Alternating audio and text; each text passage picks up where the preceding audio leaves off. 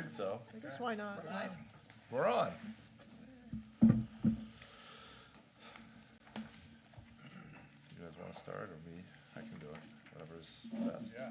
Yeah, just Fire away. Take the call. Go for You it. have the call. Take the con. Yeah, thank you. I'm ill prepared for that. Anyway, good evening, everybody.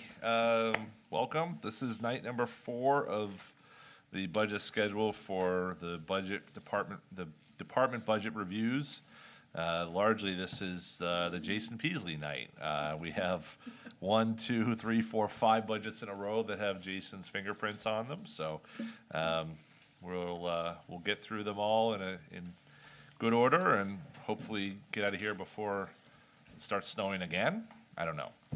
Anyway, so first up, we have EMS. So that is on page 123 or 121, depending upon when you want to look. This is the EMS, so this is largely our paramedics, EMTs, and associated supplies. This is a net budget that has increased by 5% over last year. Do you want to, anything you want to add to that, Jason, in particular areas of focus in this budget?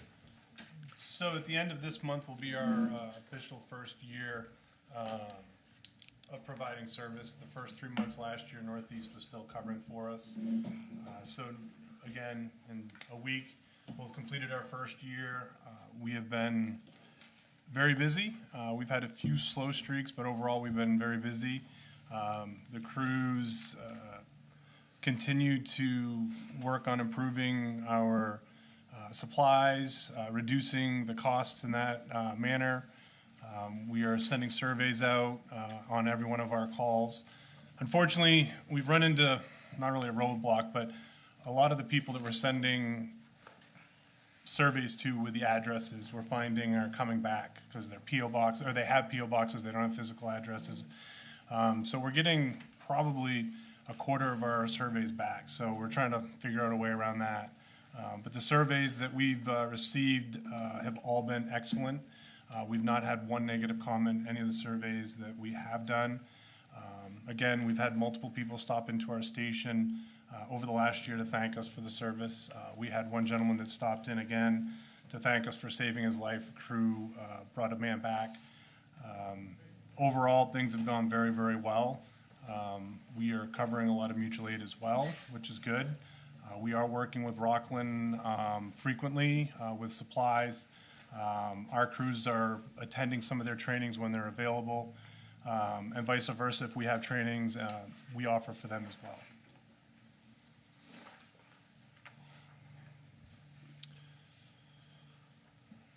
Any questions? I had a question about the reserve 7374.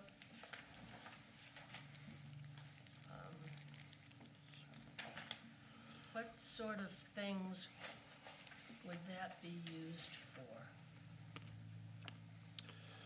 Well, Or just, I mean, in your explanation, you say replacement of our medical equipment, but what, I mean, this stuff is only about a year old. right. So the issue, basically the issue, what I'm trying to move to is move us away from budgeting as if we're going to lose the worst piece of equipment we could lose every year, but instead budget a lesser amount, but build up a reserve so that if that worst piece of equipment we could use, like the heart monitor that's $50,000, the Zoll monitor? 48 now. Okay, we'll round up, right? So if we lost that, we would have the reserve to be able to replace that, rather than budgeting as if that was a potential that we would have to fix in any given budget year. Right. So the idea is to build that up over a period of time. Again, that one item being $50,000, it's gonna take us some time to be able to cover that in a reserve. What heart monitor is 50,000? Whoa, does it come with some sort of a warranty? So that was the next thing. So I ran into that today. We're finding most items only have a 1-year warranty on it. For example, our brand new ambulance, the backup camera has not been working since October. We finally, working through Horton, are getting a new backup camera. Unfortunately, the camera that came with the ambulance, they don't make it anymore. So the new model has to be completely rewired from the back all the way to the front. It is being covered under warranty, but that's an example of one item that's very small. But most of the items we have a 1-year warranty. So the monitor or most of the striker items, we can get a plan that covers up to a certain amount. But the stretcher, between the stretcher and the power load, that's $70,000 just for that. Wow. Okay. On the revenue side, 4006, the use of investment fund, that, I'm assuming is the Weidman fund? So if we just not year-to-date zero right now for last year, because we didn't use it, or weren't able to use it? It's a process that we'll go through in June. So we'll look at the uncollectible accounts, and if any of those are Rockport residents, we would then use that money to write off those uncollectibles. And so that will count for the 25-26 fiscal year? Yeah. Okay, and then we're still thinking it's gonna be around 105? I guess is my worry that we get there and it's far less than that. Yeah, we've had the amount of write-offs that, and through the process of seeing us go through Comstar, the billing company that we've been working with, the amount of costs that are written out largely due to, insurance, that they are simply saying that we're not going to cover. It's remarkable. What was the last, it was like, 80-some-odd thousand. yeah. So we have, just in that basis alone, now we gotta make sure those are Rockport residents that are being. Right. So that's a whole nother kettle of fish, right? But, that gives you at least a starting point of being able to say, okay, and that was with half a year's numbers really in the books. So I feel like we're gonna be pretty close to that, but until we go through the full process, we're not gonna, I think we're gonna be pretty close to 105 though. So are we planning on trying to use that much every year, or is that depleting? So we went through a pretty extensive effort to look at our options with the Weidman Fund, and Yeah, It- do we it's- have the balance in here? yeah, we should It's have. over $1 million Is it under that reserves? The- or half? The advice we received from council on this was that you want to expend those funds and use them as quickly as you actually can, because of the way they're encumbered and the way that the Attorney General's office and the Attorney General's office views these funds. You want to expend them. And though a number of towns, or almost every town, has a series of funds like this, the advice that we would receive was, reduce this amount, but at some point, you may wish to, fill that void with your own reserve fund that would effectively work in a similar fashion.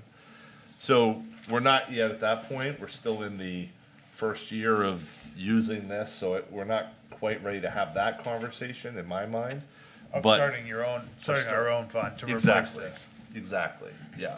But that was the advice that council had given us, is that we want to spend that amount down and get us to a point where we can, operate, Is every that year sort or of a so. $500,000, Megan? I'm trying to remember. Yeah. I think so. So probably 5 years at this rate. Yep. Depending on what happens to the stock market. Okay.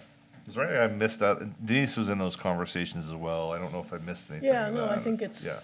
I think the plan is consistent with what we've been told, so we just have to know what our unbilled Right. collections Right. are and then match them up with Rockport residents, because the fund is designated for Rockport residents. Yep. So I have a couple of questions. Yeah. Jason, or I guess John, mutual aid assistance, what is that and why did you zero it out? 3805. Well, it's not 3805, it doesn't have a number associated with it.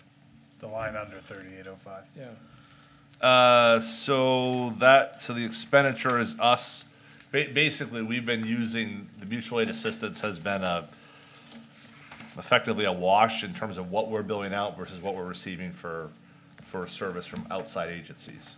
So if we're going to I guess Rockland would be the agency, well, no, I guess Northeast, both agencies are agencies that we work with. We are going out more often than they're coming in, and so the wash of that, we had budgeted as if those were gonna be sort of in separate pockets, and one a revenue, one an expenditure.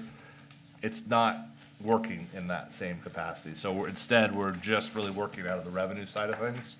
And we So that's haven't, why you dropped the revenue too. Right. And that's the is that the Right. $45,000 aid to Yeah. outside towns? so it's a net number as opposed to a. So in the first Expenditure 9 months, number. we were requested to help other agencies 41 times. We only requested assistance on 6 occasions. That 6 is what, we weren't sure how it was gonna play out, meaning from the car accidents, are we gonna need 2, 3 ambulances and we can only get 1 there, so we have to call for additional. We're out on a call and another call comes in and we don't have the staff to take the second ambulance, would we have to call Northeast, Union, or Rockland? And it's across the board in Knox County, it's $800. So anytime somebody goes somewhere, it's $800, then you get the opportunity to bill. And in the first year, again, we found that it's at this point, very little that we're requesting mutual aid. Okay. So moving back in here again, let me see where I wanted to go. Just a quick, can I just jump in one? Go ahead. So you said we have gone out to other towns 41 times. So and that's $800 a pop? Yep. I can take it, there must be a delayed payment though, Yes. right? Because when I look at this, we're like 12,800 for outside aid. That would be outside aid. We're roughly at, I think for 2025, it was roughly around 32,000, I believe. You just did another $5,000 worth of Yeah, billing. I just sent out Friday, another 5,000 to another agency for. And then this number in here wouldn't include December, because for December's calls, it gets sent out in January, so it wasn't collected And until January. December was 10,000 for one agency that we're receiving. So there's a lot of like just There in is. between money. It's the same with the billing, lot. like, A lot of revenue still to come. there's a lot. It's the same like with Clay's question. The billing, I mean, we can receive a payment from your medical company 2 years later. Right. So some of them are significantly delayed. So we're still collecting stuff from August and September, October. So until we have a couple years of it getting into a system, it looks off for the first year. But there's a pipeline of money coming in. Right, but and I don't want to get in line, John, if you're. Well, I've got a bunch more questions. Go ahead. Oh, well, just on that quickly. So I'm looking at, so the budget for 26 for that was 60 grand. And we're budgeting 45 grand. So is the difference that we just have a better sense of what we're going to be able to bill? Why is that number? No, we dropped that 45 because that's what, coming from the other Expense. line that didn't have a number, Right. that mutual aid is canceling out. So instead of us spending 25 grand and And taking in billing 60 grand, we're just taking in 45. So we're up 10. Plus, one of the agencies, Union, for example, is very fortunate that they've had 3 paramedics move into their town in just the last few months. That gives them the opportunity, instead of calling us to have a paramedic help them, they have the paramedics covering their ambulance. So that number is gonna dip down from that agency individually. But there is some real world also understanding of what the revenues are, to your question. Well, I just, I Well, no, mean, Steve's just asking I about the mean, I'm budget. looking Yeah. at the bottom line. It's both. It was budgeted for 26 at 485,000. And you proposed in the budget 435. Yep. And John, you put in 375. That's right. So it's considering the part of the sell to the community was that this was gonna be a revenue generator and Yeah. Camden's in trouble because they can't generate revenue, and revenue's a big component of this, and we're slicing $100,000 off of revenue from what it was last year, is my read of this. Part of this is the restitution too. The state is working on legislation that would allow ambulances services to bill a patient if they elect not to be transported. But that legislation stalled out and has not passed. We anticipate, like that $35,000 restitution, we anticipated that law being enacted so that we could count on that money coming in, and it's just not there yet.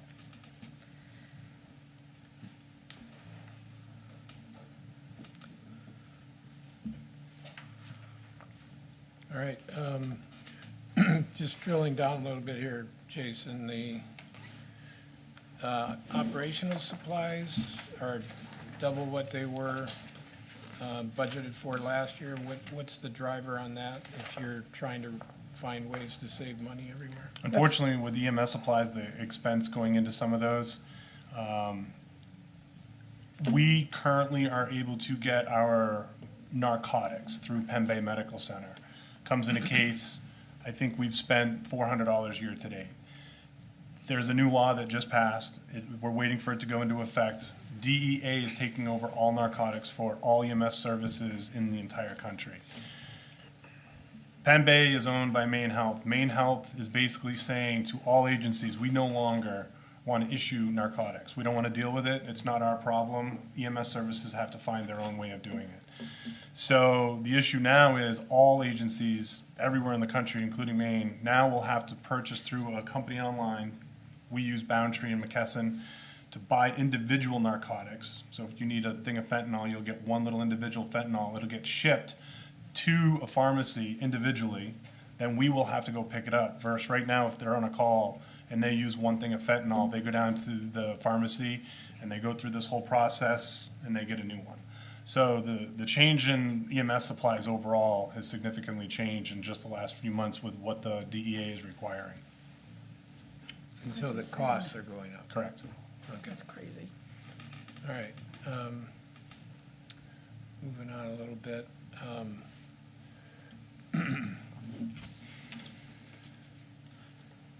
We deleted all the EMS equipment. Did we already cover this?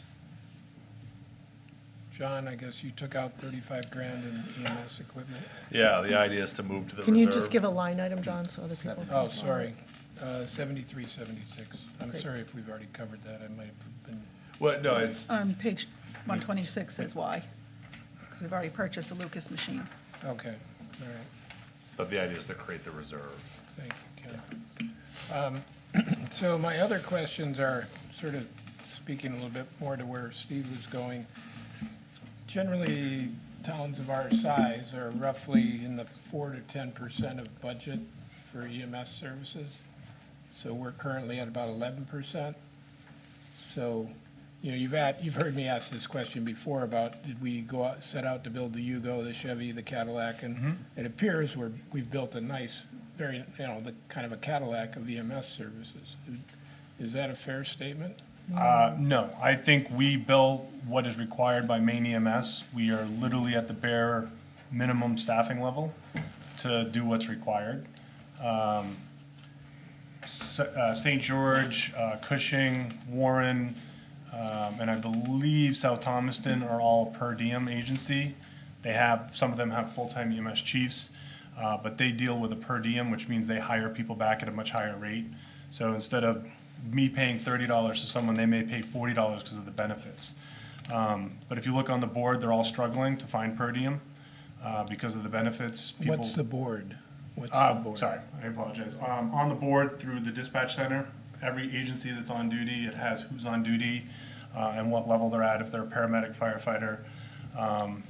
There's many days that some of these agencies don't have drivers or even a paramedic. They have to call and wait for somebody to come in. Okay. Well, you Well, brought I up, think we can only look, I mean, if I look at Camden's budget from last year, it was over $2 million for combined fire and EMS, and our combined fire and EMS is about $1.5 million. And Camden has 9 FTEs.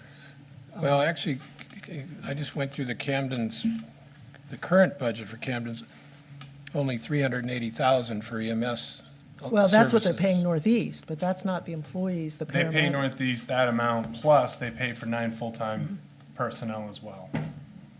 Plus, they don't own any ambulances or the EMS equipment to go in an ambulance. So Well, they that's can't also, bill. they don't have any equipment expense as a Well, they result. can't bill either. Right, they can't bill, they get no revenue from it. Northeast gets all the revenue. Okay. Yes. Well, I know, I looked up St. George, and they're currently just under $1 million a year. which is kind of consistent with what you were saying, where we Jason, are. that they're paying a little bit of a premium. They are. And Thomaston is about 650,000. Those are just the ones I could access fairly easily. They're in the process of changing. I believe their budget this year, they have a full-time chief now, which they never had before.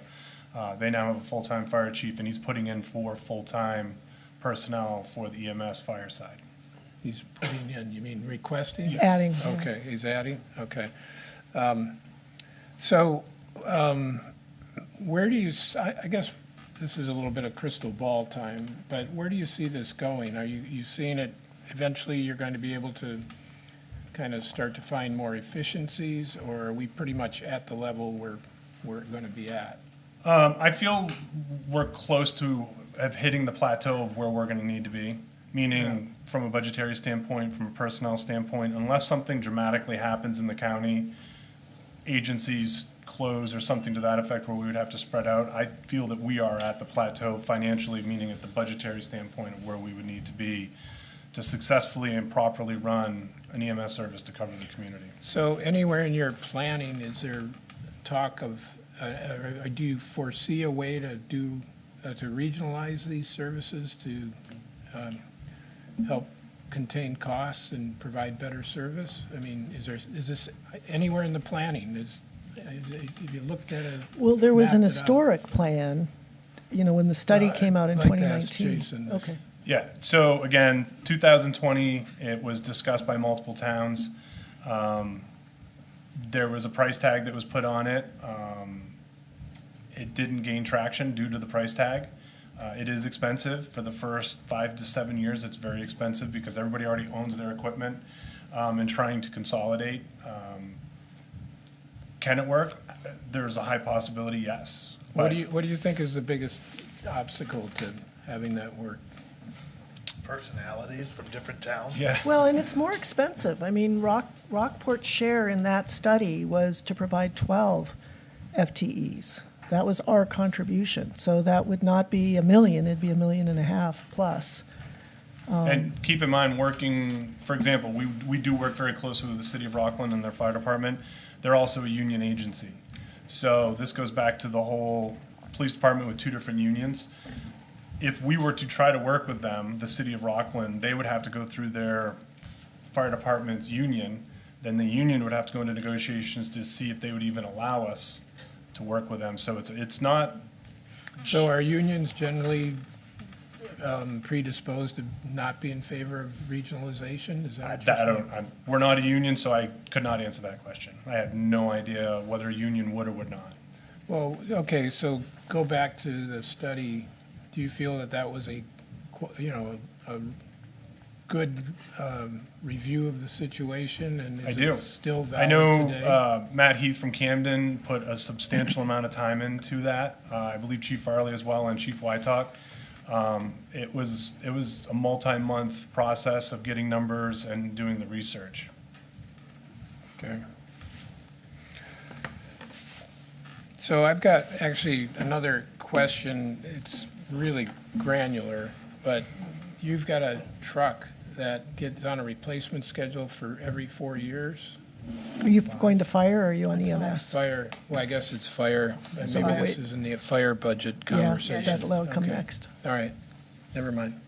I had a question about so it's $800 for mutual aid, and I understand that's sort of what everybody's agreed to. How frequently is that how frequently is that contract revisited? I, again, couldn't answer that because it's been 800 since we started. I know there was some agencies that were at 500 last year, and I think everybody's kind of switched to across the board 800. I guess where I'm going with that is, would there be the potential in the future? Because I think $800 doesn't cover our costs. It's nice to get the revenue, but if we end up with other communities who aren't really providing any EMS services and are just relying on us at $800 a pop, that's maybe a very good deal for them. And I think the Medicare, we can go up to 200% of the Medicare reimbursement rate.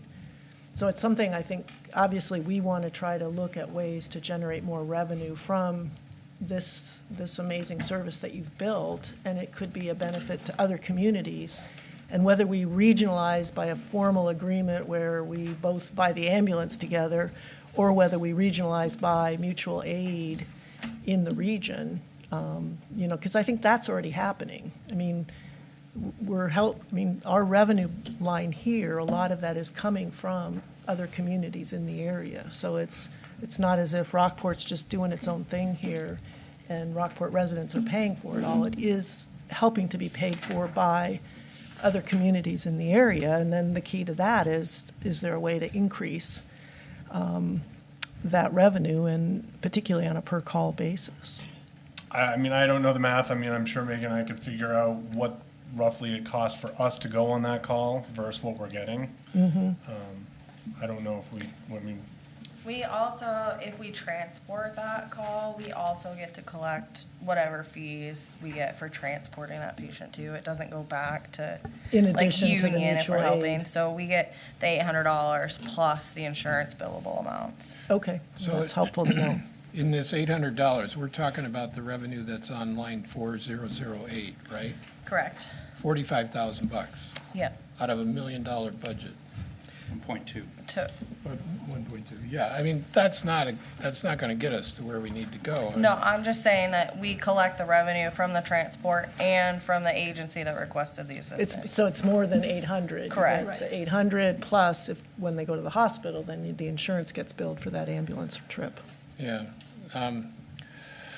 Well, we've Well, got. this has never been about, I don't think, I mean, it's never going to totally pay for itself through other revenue, because we No, are but providing we- services to And there's no Rockport residents. expectation of them doing I'm so. not trying to go to into that space. I'm not. I'm just trying to get some clear answers on some of these questions, that's all. So we've got 12 months now of experience. Can we get a recap of where we are with, you know, the department started up, we've been doing billing. I understand there's a delay with getting payments, but I can do through February, because we won't get March's reports until the middle of April, but I could do through February. well, that would be good, because where do we have the revenue? You know, we keep dropping our revenue line. You know, we were at 485, now we're down to 375. And, you know, we knew we didn't know what we were going to see when we didn't know what we didn't know. We don't. I get that explanation. But now we know something. We know something. And I haven't seen anything on this since we last had Since the October. presentation in October. So that's a lot of time in my book, Yeah. especially with the new department. And, you know, this is now the third largest expense for the town. I have it all done, so it wouldn't take time, it wouldn't take much time to just pull I that wouldn't think information so. out. I kind of figured you'd have this Yep. somewhere, but it'd be good to see it as, you know. I think where Denise was going is like, if we could get like a harder number of what it's costing us when we leave. And I think the only way to get that hard number is based on how many calls we get, though. So that's gotta be a Yeah, variable. that's always changing. But to go with what John said, like, we have a year, so I mean, right now, if we just use these numbers like they are forecasted, at the 903, 300 is what it's costing us, like, how many calls did we have in the last year that we sent out?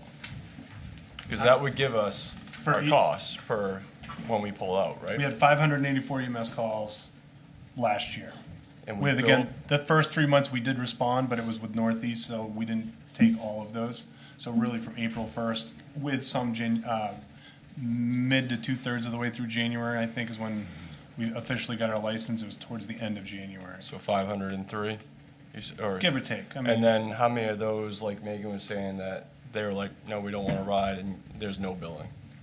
we transported 282. So am I fair to And state there's that- still mutual aid billing, right? Even if they don't get transported, if it's another Correct. community? Very seldom do we go on the mutual aid where we don't transport. Typically, if we're going, we're transporting. Okay, But 282? Correct. So if I took the 903, 300 and divided by 282, I'm saying it's gonna cost us $3,200 and change to send that on average when that ambulance leaves the parking lot. That I would, I mean, I'm just using, like, there's a lot of moving numbers here. Yep. And obviously, the calls are not gonna be Correct. scheduled. But I think that's kind of the number, I'm like, okay, we're getting an $800 check, that's great, but it's kind of like paying your taxes. Oh, I get a Well, and as refund, you but I pay watch a lot more. neighboring communities who are not providing and being proactive on providing for their own EMS services, you know, if you've got another community that is also a Rockland who's got EMS services and it's just a question of allocation, and so they're available to respond for us, we're available to respond for them, that's really what mutual aid is designed for. Right.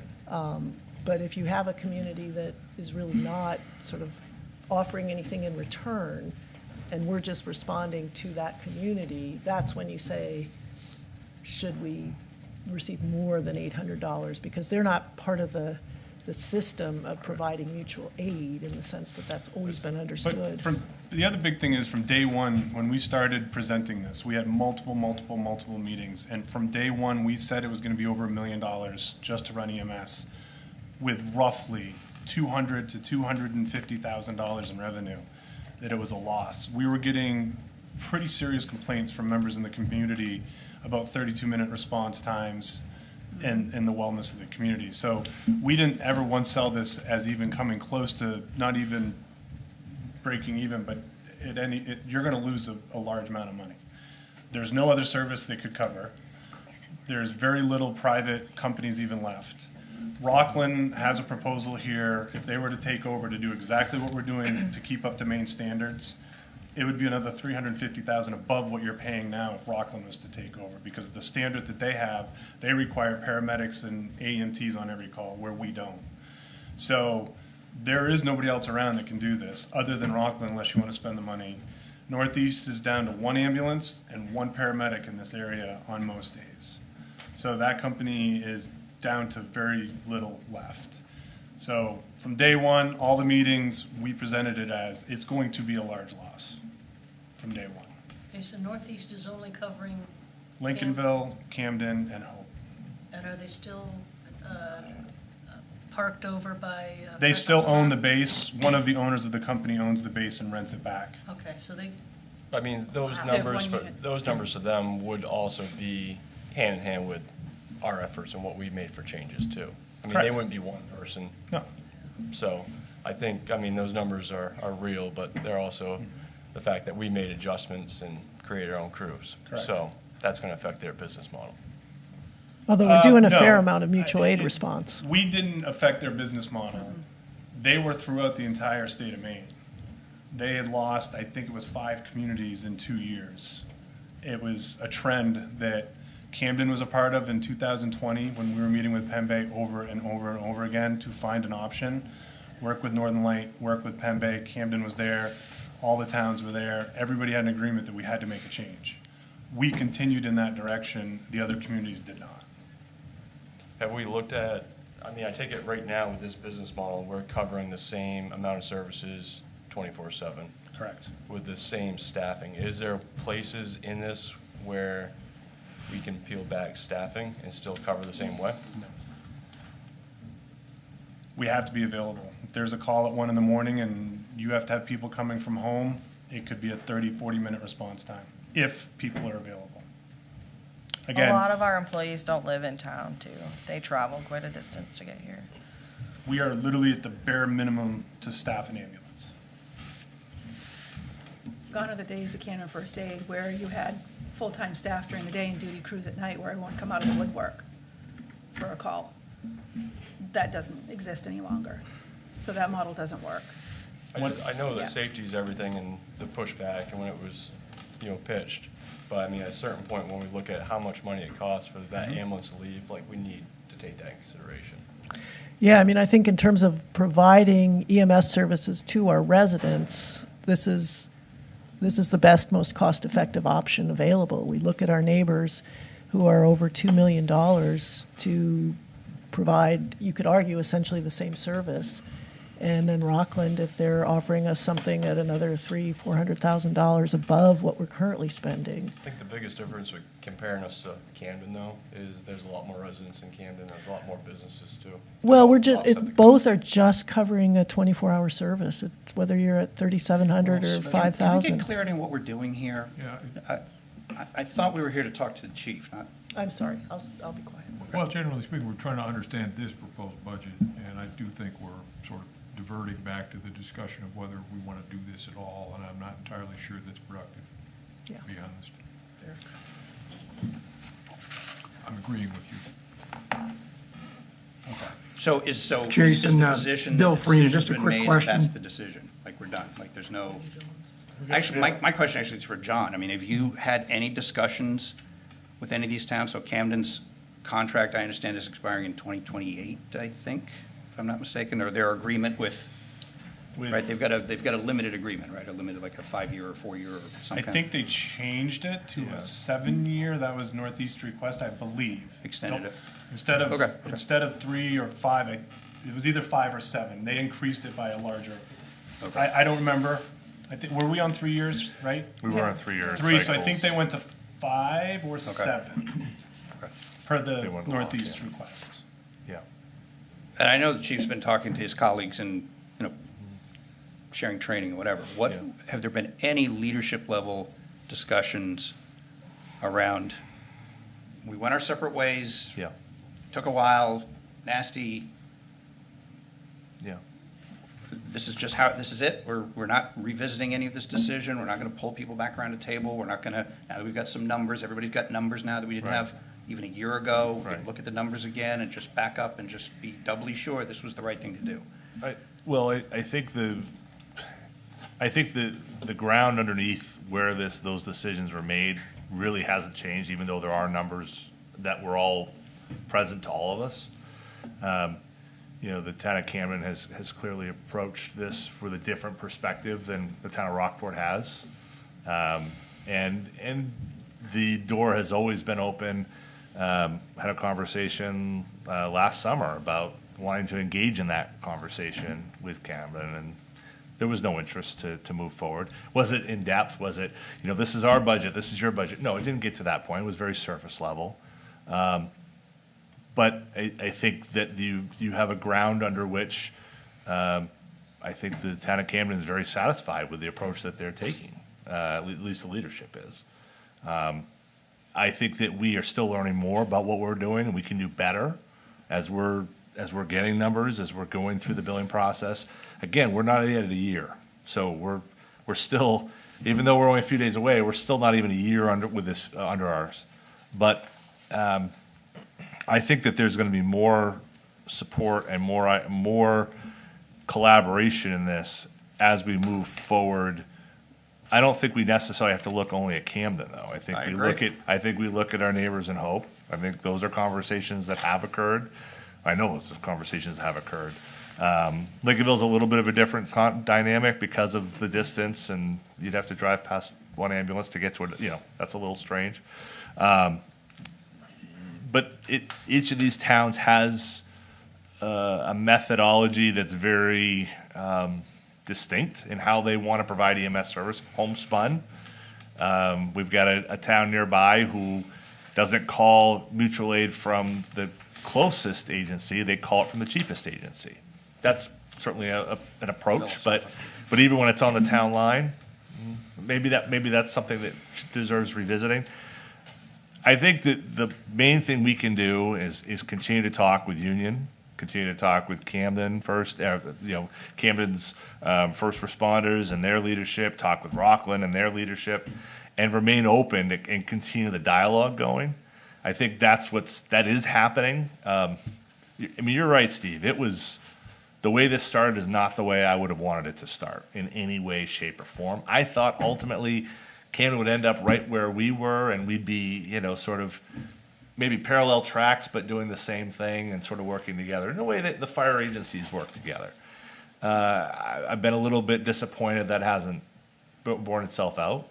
We're training with Rockland all the time. We're training with Hope. We're doing those things. So there's a level of interaction and dialogue. I mean, we talked about we're talking about on the fire side.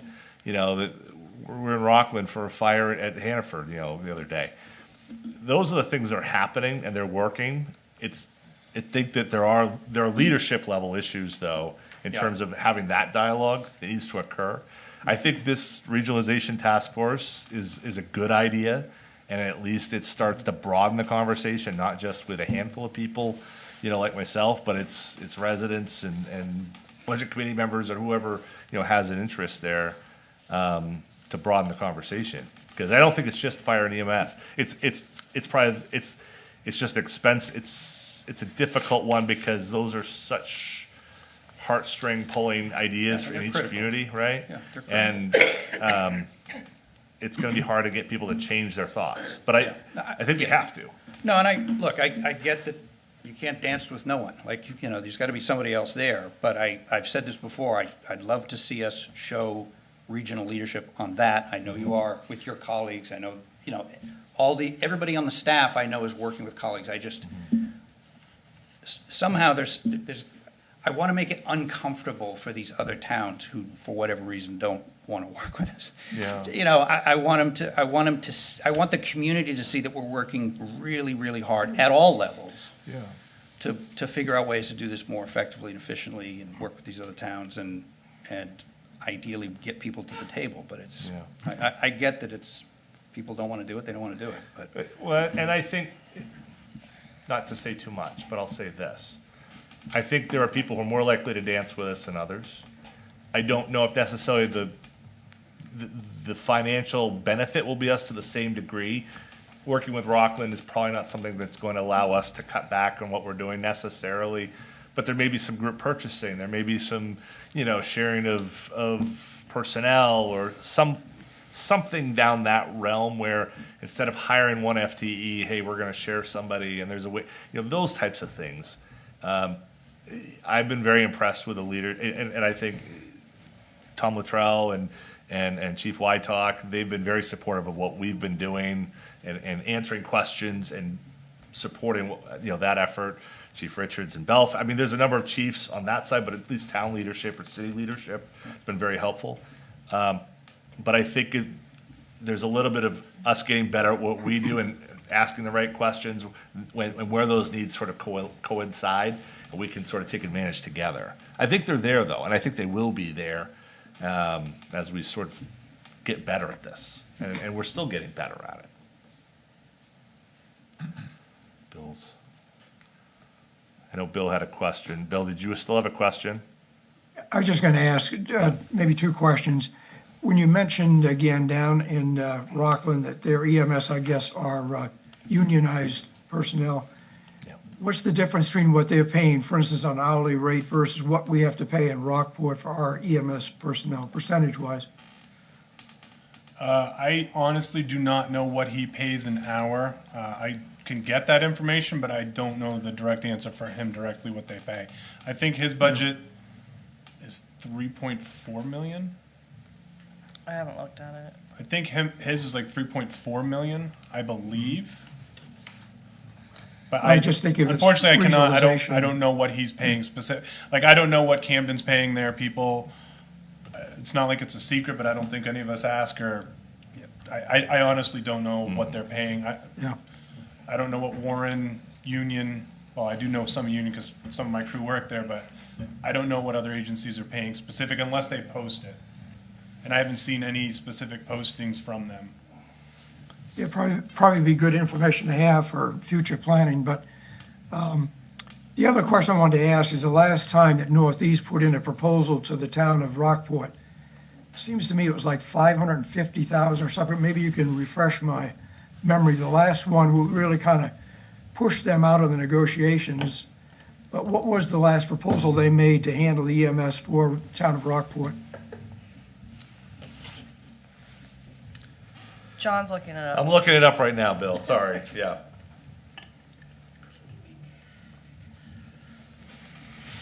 It'll be a minute though, so I can come back to it though. That's all right. My point was I thought it was substantially less, obviously, than the $1 million we're putting now into our program in Rockport. And I guess the whole reason was we just weren't satisfied with their service. Is that the bottom line, to pay this much more money? Correct. I think if people don't mind if I say something on that, just part of the history, is we had experienced this summer where the Knox County 911 service just went out. They just, one day, it wasn't there. And Knox County scrambled. We ended up having to use Waldo County. So when you dialed 911, you were not getting Knox County. And the idea that something like that could just turn on a dime, and we were hearing stories, information about Northeast Ambulance and how they were losing staff. Their staff was out there looking for new jobs. And we were worried that we would just get a call one day that they were out of business. And we had no plan to provide emergency medical services to our community. So I think that played a role. And the fact that Northeast Ambulance was expecting such a big number from us on top of not providing good service to our residents. I think Jason's already mentioned, and I'll stop talking at that point, but that's just some of the background and the thinking is that these agencies, if Northeast goes out of business, there's no obligation they have to give you, I mean, you have a contractual obligation, but if they're gone, and you can't try to sue them for leaving you high and dry without EMS services, so, you They're know. still providing services to 3 other towns, right? Well, obviously, it didn't happen. So I'm just, so, you know, that, But I mean, if we had given the contract, then obviously Denise, they would have had a lot more money to work with and maybe had continue with viable service, that's all. But just, I think the number is huge between what we were paying as a town versus what we're paying today, that's all. So, what I'm getting out of this, Jason, if I can kind of summarize, is that there's kind of a floor of minimum staffing, minimum expenditures, minimum equipment, and that you feel we're at it. Correct. How do, just on a sort of a comparative basis, if you went to Belfast, would you say they have about a comparable service to what we have? No. They cover 7 communities. It's completely different. They have 5 people on duty, 4 ambulances. They cover a substantial amount of area. So that's not a good comparison. Waldeboro is the same way. They cover a substantial amount. I think they have 3 ambulances. They have, I believe, 3 to 4 paramedics on every single shift. The problem is there's no one in this immediate area that's close to what we are. I mean, Union, I guess, would be the closest, but they also cover 2 other towns as well. Well, the reason I brought up Belfast, because I'm looking at their budget, and it's about $1 million for what you just described as a bigger department. That's going to change. If you look at, they're moving more people into full-time, but they're also charging communities only $30,000 a year for that service. So they're not getting any revenue. Their revenue lines are much different than what we are. They're much bigger than Correct. ours. A lot bigger. Correct. well, So their net is, with $1 million in expense, and I got the revenue figures here as well. I mean, I'm not trying to be argumentative, I'm just trying to, yeah, and Right, it's hard to right. look at another town's I budget to mean, know. I'm just trying to We can compare make sure we're right sizing. To anybody and what they're paying and what they're doing, we are at the bare minimum to cover our community. I mean, there's nothing else I can really say. Well, I guess where I was going with this is, maybe it's a Megan question. Belfast is, if it's a fair comparison, they have they have actually lower expenses than we do for what appears to be more people, a bigger department. But they also have significantly more revenues. Like, there's a line in their budget called ambulance receipts, which I assume is kind of a roll-up for all the mutual aid. I've never looked at their budget, so I could not answer that question. Well, it'd be interesting to look at it, I think, if, but in receipts, they've got $784,000. That's because they cover 7 communities. Yeah. I but- can reach out to Belfast. But at the end of the day, it's $780,000 against $1 million budget. So it's, That's not the very difference, though. They expensive. cover 7 communities. We cover 1, ours. So- So Well, they're something- getting the something's revenue. missing from whatever, if Megan wants to reach out to Belfast, that might be the quickest way to. Economies of scale. That's the.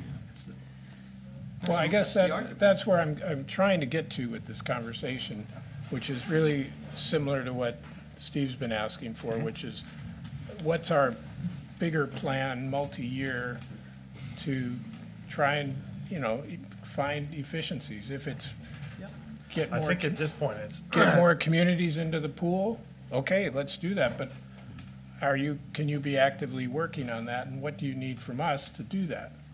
we can actively communicate with other communities. Unfortunately, to John's point, there's some communities that are set with what they're doing and they do not want to change. The problem is most communities do not want to change what they have. It's out of my control. I can talk to anybody you want, but at the end of the day, you know, Warren's gone through it where they had a posting out forever for 2 paramedics. They never filled them. So they're trying to fill with per diem. They have 1 person. But instead of trying to consolidate, they're trying to make it work. So, I mean, that's a community that would need to consolidate more than we would, and they're not doing it. So I can't answer for why other towns don't want to do what they don't want to do. I mean, I'll talk to anybody you would like, but at the end of the day, it's bigger than me. This is way bigger than me. Well, I would hope we'd be talking to Warren and hope we'd. I and mean, Union I'll has talk, a- but it's not gonna change. At the end of the day, me talking to Warren or Hope or Union isn't gonna consolidate or save us money. I mean, again, unions have got in their budget to hire additional full-time paramedics, so they're increasing their staffing level. You know, again, Warren's increased theirs. Camden over the next 2 years is looking to add 8 more people. They wanna have 16 full-time people in the town of Camden. That's their 5-year plan. You name who you want me to talk to and what you want to, I'll talk to them, but at the end of the day, unfortunately, John, it's not gonna change. It's out of my control. I can't make anybody work with us, I really don't know what you want me to do about that.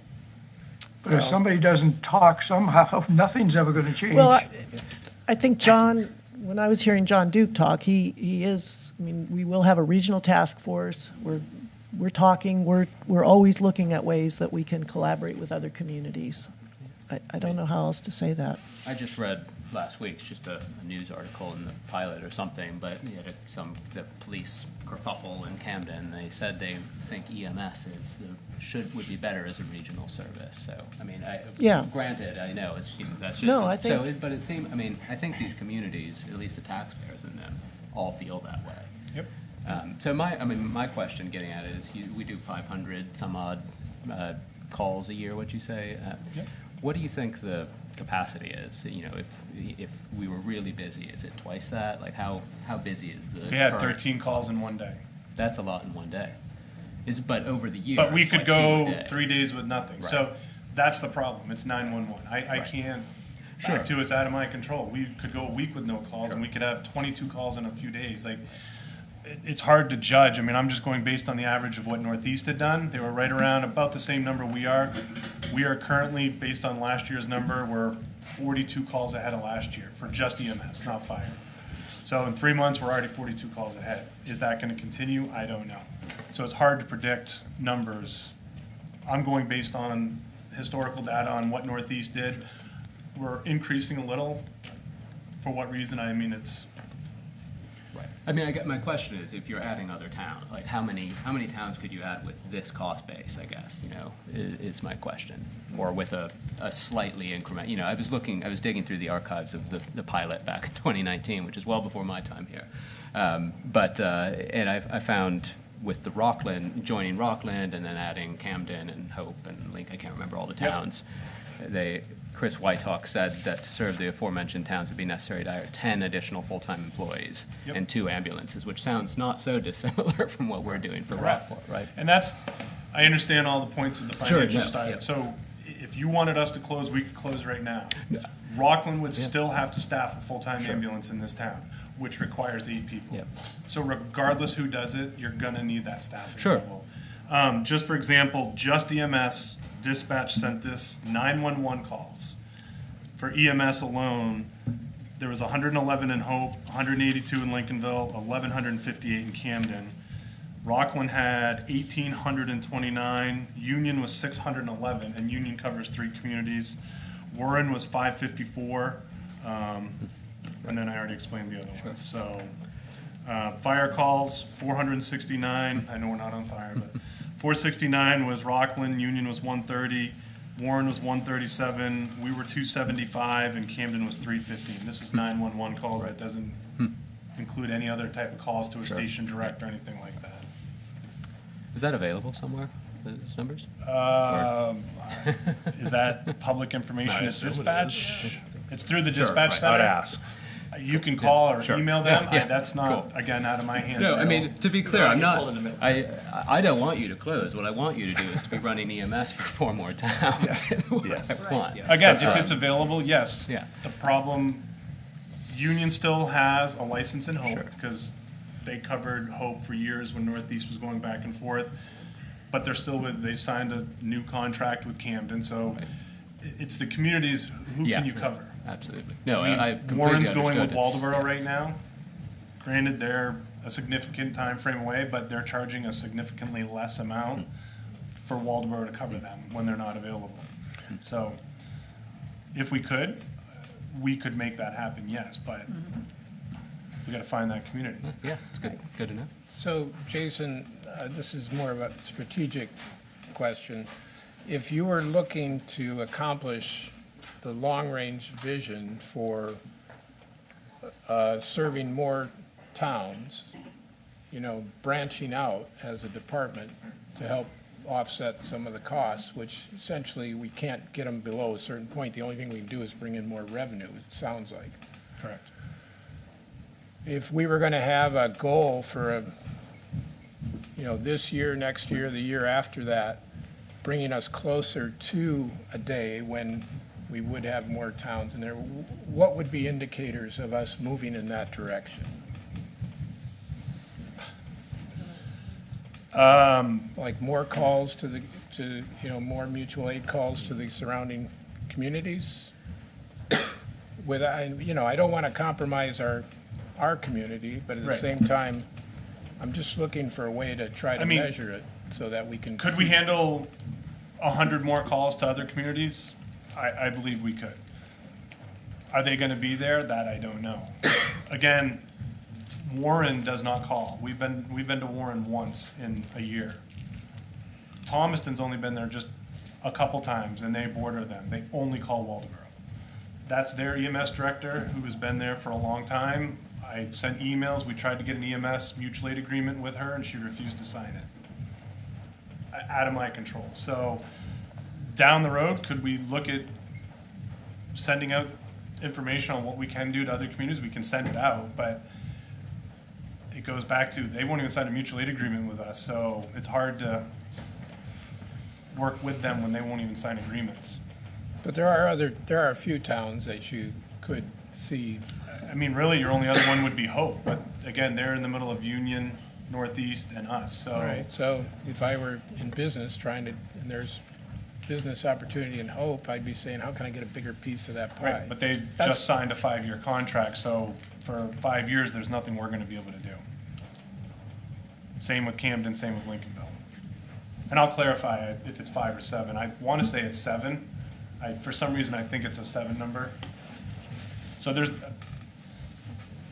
do we wanna save money? Absolutely, but there's so much now that is out of our control with all these other communities. I can't control what they do or how they do it. Anybody in any business anywhere is gonna have things they can't control. It doesn't mean you can't have goals and Yep. constantly be holding yourself accountable for looking for opportunities. That's really my point. We can move on. I'm good. What's that? What can be done this year? And I think This one of the budget? things you do to assist with revenue is take local transfers when you can. We've changed our rates on transfers. It's a favorite number, it's $800. For example, the other day, my crew was at Penn Bay. Penn Bay called me, asked me if we were available for a transfer to Woodlands, which is next to the old Fuller Chevrolet.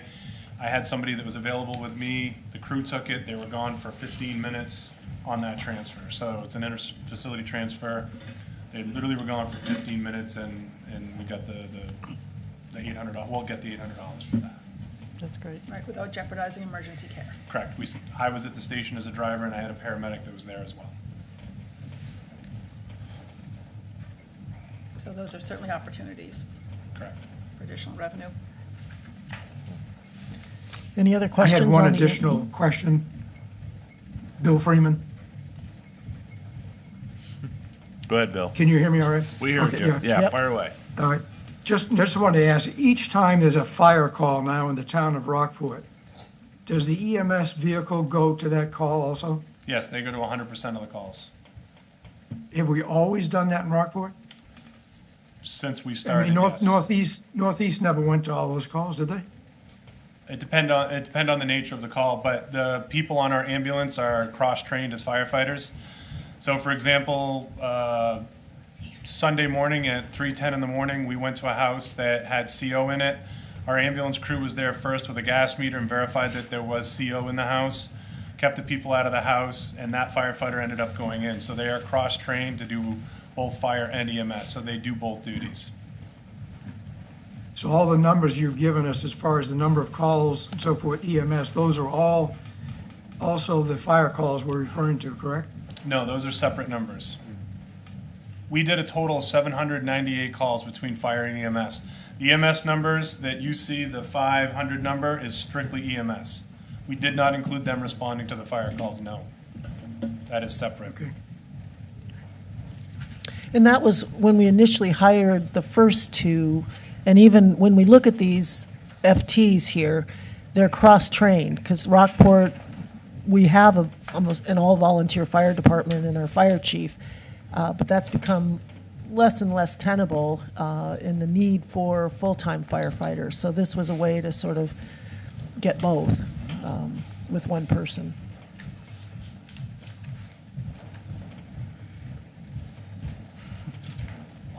Anything else for Jason on EMS? Talk to Megan, she's the one that rented this. It's revenue. Revenue, we're just not on the Opera House right now. Okay, moving on to 111? Fire Department. What page, John? So, sorry, 111. 111. Or 113, depending upon where you like to look first, but I like to go to 113, but anyway. So this is the fire department budget. I didn't notice. This is down negative 4% or so. I think we see a reduction in wages that drew a lot of the, I guess, decrease, or a big portion of the decrease.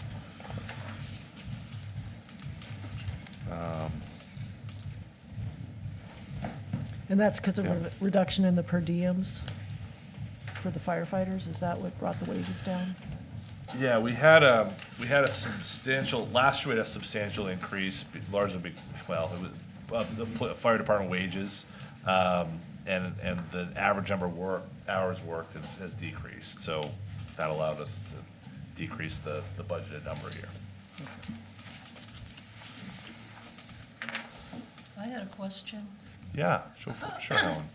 On page 115, under other contractual items, you've got a 4128 department head CEH education service, but it doesn't appear on page 113, so I'm wondering. It was moved to the EMS budget. So it was moved to the EMS budget because it's continuing education hour requirements for the So- certified EMS staff. Which line is it? Because I didn't see it on. It doesn't have a number. It just It says. didn't get removed from that page you're looking at. CEH educational Not that page, services. This one, no, The note, This is the EMS. So on EMS, it's below line 4305. It doesn't have a number there, but it's Okay. CEH. Yeah. There we go.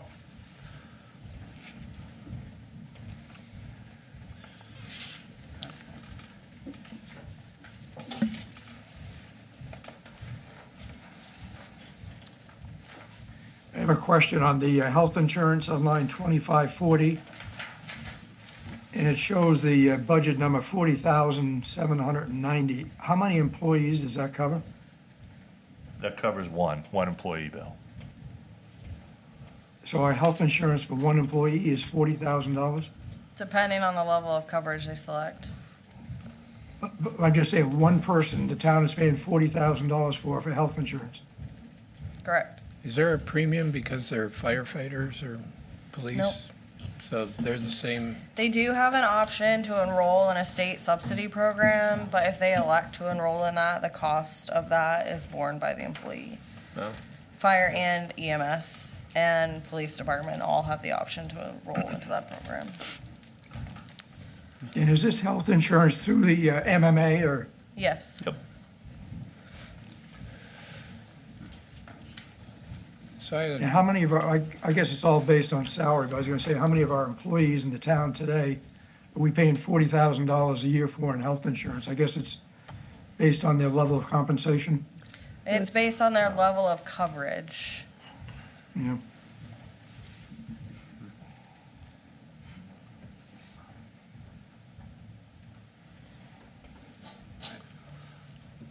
Bill done? Are you done, Bill? Yes, thank you, yep. Thanks, Bill. So I had some questions. Jason, I've heard you talk about how we're having trouble getting volunteers, and we need volunteers to have a viable fire department. But I don't see any significant budget for public relations or advertising. I mean, wouldn't that make sense if you're trying to do more recruiting? Yep, we've made attempts over the years at recruitment. We spent endless days at the high school, and there's just certain things that we have found do not work. What does work? Anywhere right now, nothing. I mean, every town is struggling dramatically. Some towns are down to six firefighters right now in their communities, so people do not want to volunteer their time based on the hour commitment and how busy people are with family and work. More and more businesses don't let people leave for fire department calls. We actually have gained 3 people in the last 4 months, so we are getting some people. I have somebody coming in next Thursday of this week. I mean, I've tried, we've had banners up, we have the roll-up things that say volunteer here, we have flyers that are at the town office. I'm open to suggestions. Well, there's new ways to do marketing and PR these days, you know, and there's innovations happening all the time in terms of, you know, how you do it. But it requires, you know, you're gonna have to pay something somewhere in order to do more effective public relations and advertising for recruitment. So I'm just arguing to put more money in the budget there. If you're having a problem there, what are we doing to help you fix that? I wouldn't say we're having a problem, meaning we are very fortunate with the number of people we have and the number of people that turn out right now. But they're aging out though, too, at the same time. We just had a group that aged out. I'll leave it at that. We have a pretty good number in the middle, and we have some younger people on the department now. Believe it or not, we've gained one from Rockland that's retired and potentially another one coming in. So,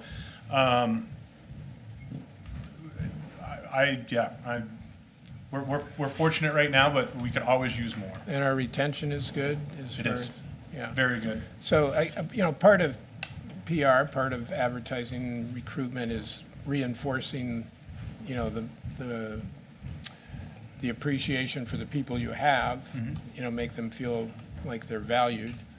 And there's a lot of ways you can do that, getting them to be ambassadors on your behalf. These days, using a lot of short videos to, you know, put it up on your, do you have a Facebook page of the fire department? We do. Jen Olivera, one of our paramedics, has taken that over, and if you're on our Facebook page, she does a phenomenal job. She's actually getting ready to meet our crew, do a profile every week of one of the crew members' equipment and stuff. So we're actually just getting that started right now. But yeah, I mean, you know, you got to make it a little, you know, you got to punch it up a little bit, and you know, it may not be by the book, kind of talking about what you do, but it's a little bit of salesmanship in the process, and make it fun and also make it cool in the sense of. Clay, do you mind being the face of that video? It doesn't get any Second. Be like Clay. I can hear it now. There'd be a lot of bleeps in it. Yeah, there would be. Be like Clay. I mean, we are very fortunate for the crew we have.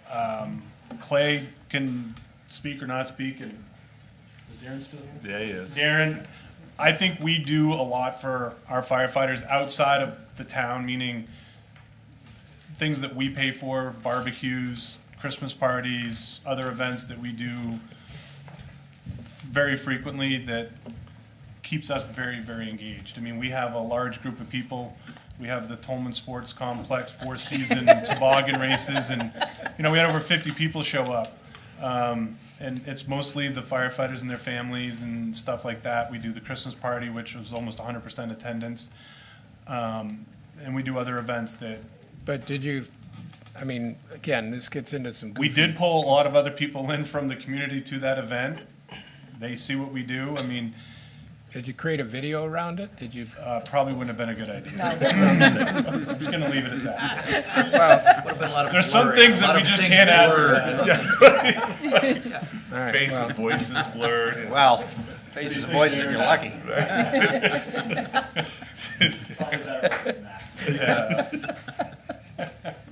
well, I guess, the marketer in me sees stories everywhere with everybody on the So department. whenever you're Clay- free, Clay if is you a wanna walking- stop by the station, I'll start working with you on you getting the marketing together for us. That would be awesome. Yeah, I mean, Clay, if he's comfortable with it, is a walking storybook. Oh, we know it. He's like so good, such good material for PR that you can't not use it. He's Rockport Fire, Samuel right. Jackson, Yeah. in the children's book. Anyway, I'll just leave it at there, that I would love to see more emphasis put into that, into the budget. Okay. Because it's how, to me, I still believe strongly in PR and advertising. And if you're not doing something to get the word out, you know, how are you going to get any different results? So, How big a pool would you have potentially? Is there a geographic area that's? For volunteers? Yeah. I mean, I've had people come in that, you know, live out in Washington, and realistically, like, are you gonna make a fire call? So, I mean, we try to typically keep people within the community. However, there are some that are from just outside the community that are on the department and do a good job. It's the same with any town, like Camden has their group, Lincolnville has their group, but almost everybody's from that community. We each have some from a little further out, but there's no set guideline, or borders that you can pick or choose from. It's Yeah. kinda, It's not like you do the whole of Waldo and Knox County or anything, but that would be too. no, I mean, because the problem is all those other departments want those people too, and, I mean, Belfast, we're a volunteer department, so if there's this morning, we went out at what, 5-something this morning for a tree down. By the time someone leaves anywhere far away, I mean, They're not there. I think I made it to the cemetery before we got canceled, because the EMS crew was able to move the tree out of the road and get it all cut up and moved, so. So there's no set borders, no but, It's practical reality. correct. so you guys do CPR training, Jason? We have, yes. And do you make it available to the community? If we can get the interest and get the proper, if we can get the teacher that is able to do it, then yes. I mean, that's another way to get Yep. people into the station. I think it's a great service. We And did, especially now that we have EMS, it's a way to show additional we did a benefits public to the class community. last year and only one person from Rockport did it. Did you do any PR or advertising? We absolutely did. We advertised it everywhere. I Not didn't- maybe I to your didn't know you- standard of marketing, but we did. But I wasn't aware you did it. We did. I'll just say that. We did we also did a private one for Darren's wife for daycare. All of the teachers came in, we did a one for them as well. What about town employees, other staff? We've got 40-some staff. Are they all CPR certified? That's up to them. I can't, if they choose to do it, then we can do it, but Part of our safety day, we've had AED and CPR training. Almost last year we didn't do it because we were trying to focus on some other areas, but just about every year of the 4 years prior to that I've been here, we've done that. yes. And people enjoy it, you know, it's something different. These aren't certified CPR classes that the employees are, but Yeah. it's the hands-on just to teach them basics. Chest compressions. Yeah, the other thing, I have had a lot of work done on my house over the last 2 years, and there was a question as to whether the smoke detectors were. And I called the fire department, and they sent somebody over and he checked all my We do a Smoke large number detectors for of me, smoke so- detector installations every Yeah. year. We come to house, we'll inspect them. Depending on who it is, they can buy their detectors and we'll install them. We're waiting to hear back from a grant for $5,000 that would help purchase smoke detectors as well. So you do, I see the hose replacement somewhere in here. Where was that? 7308. 70. So is that because we're each year replacing a certain percent of the? This, I think, will be the last year we have to purchase any hose to get rid of any of the older style hose. Unfortunately, one roll of yellow 4-inch supply hose is now $989 for one roll. Yeah. And the trucks have anywhere from 1,250 to 1,800 feet of it. So the replacement schedule on that, is that based on usage or is it based on? No, it's based on, I don't know what the year would be, I don't know what the next year is that, it's in the 90s now, I think, you'd have to replace it by. So it just depends on the wear and tear on the It's in the hose. 90s. What do you mean? Meaning, previously, anything dated 1986 or prior, you couldn't have it in service, Okay. because there's stamped dates. Now, I think it's up into the 90s, where if there's a date on it that's older than that, you can't have it in service, because we have to have our hose inspected every single year. We have a company that comes in, and every single piece is pulled off, hooked up to a machine, filled with water up to a certain pressure, depending on the size hose, and sits for a certain amount of time to see if there's any expansion within the fittings. We lost 3 pieces last year that was fairly new. It happens, and we lost 3 pieces. Yeah. So the reason we're spending so much for replacement is just. This is the last year we'll have to replace hose. Okay, good. Well, let me rephrase that. To get us to where we need to be now, pieces could fail. We've had calls where the chicken manure we had to throw hose away because it was unserviceable. We've had some that's gotten road rash from getting dragged or something, chafing it, you have to throw it away. So it's very seldom, but we could have to replace a piece here or there. There. You want to talk about your truck? Sure. So right now you've got, it's on a 4-year replacement schedule? Is it 4 or 5, Megan? I don't remember. I was confused because I thought it was on 4 and I can't flip back to that part of the, what page is that on, Megan? 4, yep, 4 years. And what page was that on again, that schedule? 117? I'm sorry. Well, let me get it. I've got it. It's the top chart. No, it's on the capital equipment schedule, the fire chief's truck on page 345. Well, it's actually page 21. I don't know which one is which, but page 345 of the budget book. And the capital plan, yep. Yeah, and so it's on 4 years, but this schedule looks like it's more frequent than that, because it's in 28, and is it there again in 2030? Am I reading that right? There's no fire department equipment in 28. In 28? On page 117, it says the 2031. Oh, yep. That was the red truck that never got removed when we sold. What page you on, John?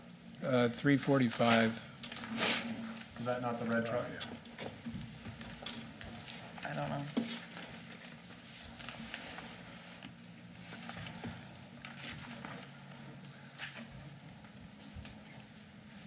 Well, this, I guess 117 shows the fire chief's truck every 4 years. Page 117? Yeah. The 2028 truck would replace a 2023 F-250, according to page 348. 348. Where it's written out. Because after the chart is the, explanation of the items. Right, so in 2000, But if what you're asking about is the fire chief's truck. right, am I confusing trucks? So Because on the, The F-250, it's the first, full section on 348. item number 2025-5. Yep. It says project description to replace chief's truck, current 2023 F-250. In what year is that? It would be replaced with a 2028. 2028. And then 2031, flipping forward to 355, fire chief's truck. That's 3 years. Well, I guess my Well, question At is. this point, we're under a 4-year lease for the fire chief's truck, which started last year, right? That's what I'm That's just, what I'm reading, and then we are paying, we have lease payments. so we're just leasing it for 4 years and then we just bring in a new one? I don't know, I guess we just had the police chief in, the interim chief, and he's taken a used vehicle. Yeah, I just So- don't know if there's anything we can do. I mean, it's a good question. It's just that this is already, it was done last year. Yeah. Well, we can do it something about the future if we don't, but I just felt like it's getting replaced a little more than 4 years out, according to the book. I don't know, maybe the book's wrong. I think the one that's in 2030, 31 is supposed to be 31, 32, not 30, 31. That would be my sense of it. Okay, but is 4 years, could we go 5? I mean, I don't know. I mean, how much does that make a difference? I mean, I'm looking at all our equipment and seeing if can we get another year out of some of these vehicles? I'm not trying to, but, I don't get a new vehicle personally every 4 years, so. We did used to have it on a 3-year, looks like.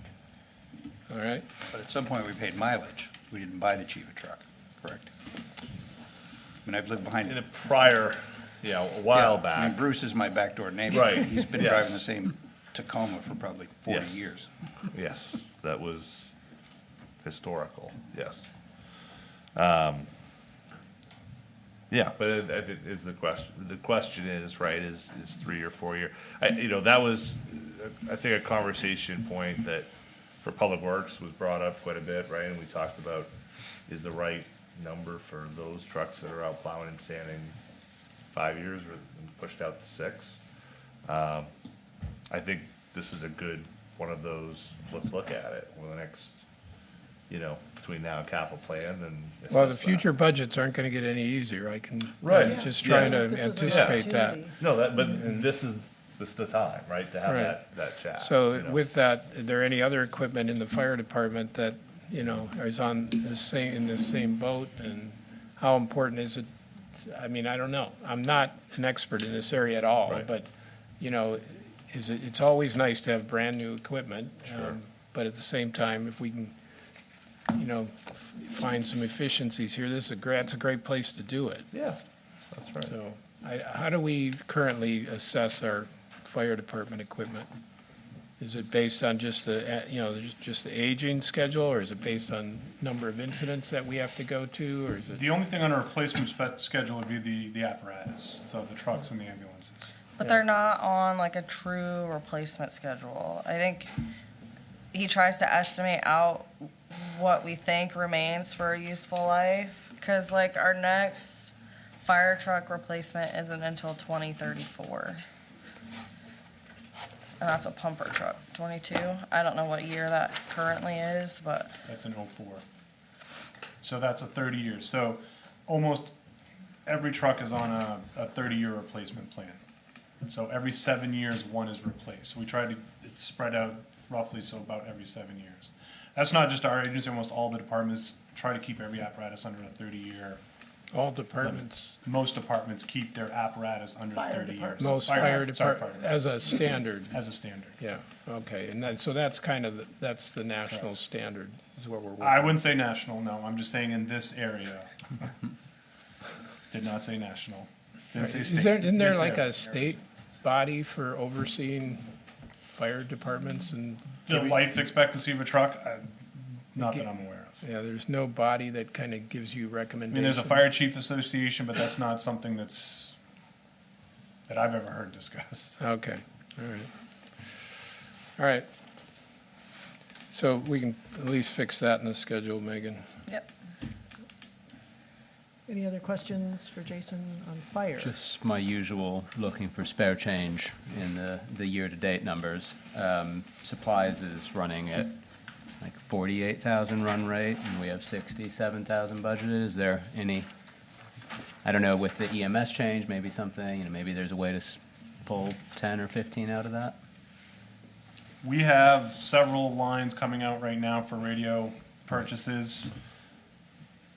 Are you talking how much has been used, or? Yeah, I see Yeah, so 24,000 versus I the- just submitted a bill for pagers and radios that was about $5,000.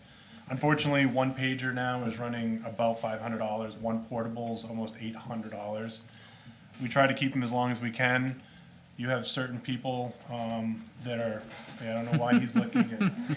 There's another one here that's pretty rough on pagers. Unfortunately, that's what alerts them to calls, and there's only so much I can do. So we Right. try to keep at least 4 or 5 on hand, but again, one pager is $500. No, sure, yeah. So we just purchased those, and then we purchased the rescue struts as well. Right. So that's, I would say we're down about 11 grand in the last Right. 2 weeks from those those purchases. You've already spent all your safety gear too, buying accident appropriate gear for your. Correct. So paramedics. turnout gear, I think we discussed, I don't remember if you remember the last meeting, just the bunker pants and just the jacket right now is $3,600. And that doesn't include if you have to buy boots at 500, gloves that are about 100 and something, helmets. Is it made by Those were Gucci? $500. I'm sorry? Made by Gucci? Is that? Yeah, no, not even close. And they're running, I think the turnout gear right now is running 4 months to get it. So we Wow. order it today, we don't get it for 4 Yeah. months. No. Yeah. Makes sense. You said the vehicle reserve, maybe you said the next one's in 34? The next fire truck would be replaced in 2034. So that's what would come out of like the vehicle reserve, Correct. 7520, right? Yep. So with that number, I guess how are we getting to the 180? It was 140, 160, I know things. So it's based on like the replacement schedule. So if you look on, sorry, what's this page number? 117. If you look on page 117, the bottom part of it is like the funding, estimated funding schedule for the reserve. And it shows the annual contribution and then what the expected lease payments are. This does go out 20 years, but I really only focus on like the first 10 and what the equipment needs are in that time frame. So the goal with the fire department, which is a goal that we're moving towards with every other department that has significant capital, significant vehicle and equipment investment, is that the reserve can either fund the purchase of the equipment outright, or it can fund the lease payments associated with the purchase of the equipment to avoid spikes or the such in their capital budgets. And with that number, like, so for the furthest number down, 10-year, we're at almost 2.1 million? That would be the 20-year. Is that So the 10-year, it's 558,000. I think when you get up into like where we'd be like 2034, my goal would be is that we would be able to just purchase the fire apparatus instead of lease paying. And then are we looking to purchase it, when spend all the money and start over, or have more to keep building for the next? You would keep building it up for the next one. But you'd say, I mean, when you're spending close to $1 million on a fire truck and you're not paying interest on $1 million loan, that's a lot of money that we're saving if we can save and plan for it ahead of time and not have to pay those interest costs. And then just go back to the benefits, because I know that we talked about the health insurance is just for one person, of course, but then we have volunteers. So in that overall employee benefits at 93, there's got to be other people built into that, correct? So the unemployment, workers' comp, plus we purchase blanket volunteer firefighter workers' comp coverage in addition to our normal workers' comp coverage. The main paid family medical leave, the FICA and Medicare taxes, those all contribute towards the volunteer firefighters. The only thing that's specific to the full-time staff would be the income protection, the deferred comp, and the health insurance, and the cell phone stipend.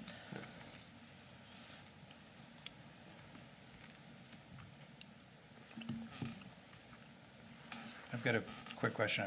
Yeah. I'll beat one of my drums too, which is the performance measures. So we've talked a few times going through this book that the performance measures that are in here are probably outdated, not too useful. I don't imagine you look at them very much as a professional.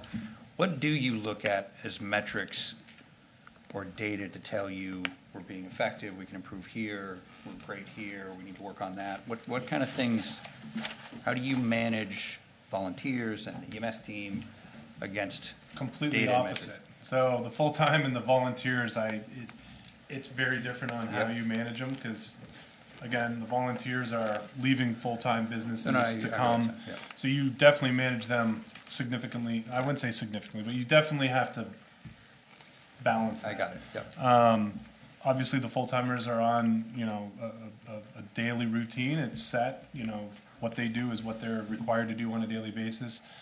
Volunteers, I wouldn't say I have any performance measures, meaning, there's nothing I go by Okay. for all of them, because they're all different in what Yeah, they do. I understand. Very different in what they do. Required trainings, and if they want to be interior, there's certain certifications they gotta maintain and keep. But for the department more broadly, is it response times? Is it feedback from folks that you go to serve? Is it, Yep. like, what's the data that you're looking at? We that keep says all we're the working? data for response times by truck, so engine 23, the squad, what the average response time is. We keep track of that. Unfortunately, the response times for the fire is very driven based on the time of year and what's going on. Yep. For example, the response time a few weeks ago was dramatically higher because I think 4 of us were out of town. And we don't have anybody that lives on this side of town anymore. Charlie Knight, he's still in the department, but he does not respond anymore. Him and Bruce and Alan are the only ones on this side of town. None of them drive, so we do not have a driver on this side of town. So it's John coming from his house in Rockport and so on and so forth. So it's hard to measure some of those response times to keep it accurate, Right, because they're starting from different places and. and you don't know where they're coming from.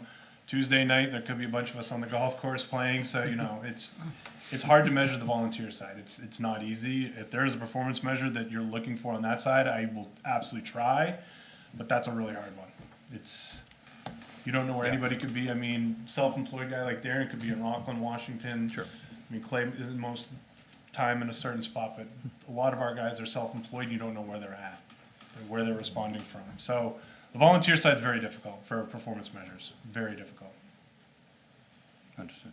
We're very fortunate, though, with the number that turn out. I think our average of number of personnel that respond on an average call compared to other departments is significantly higher than Okay. anybody in the county. Okay.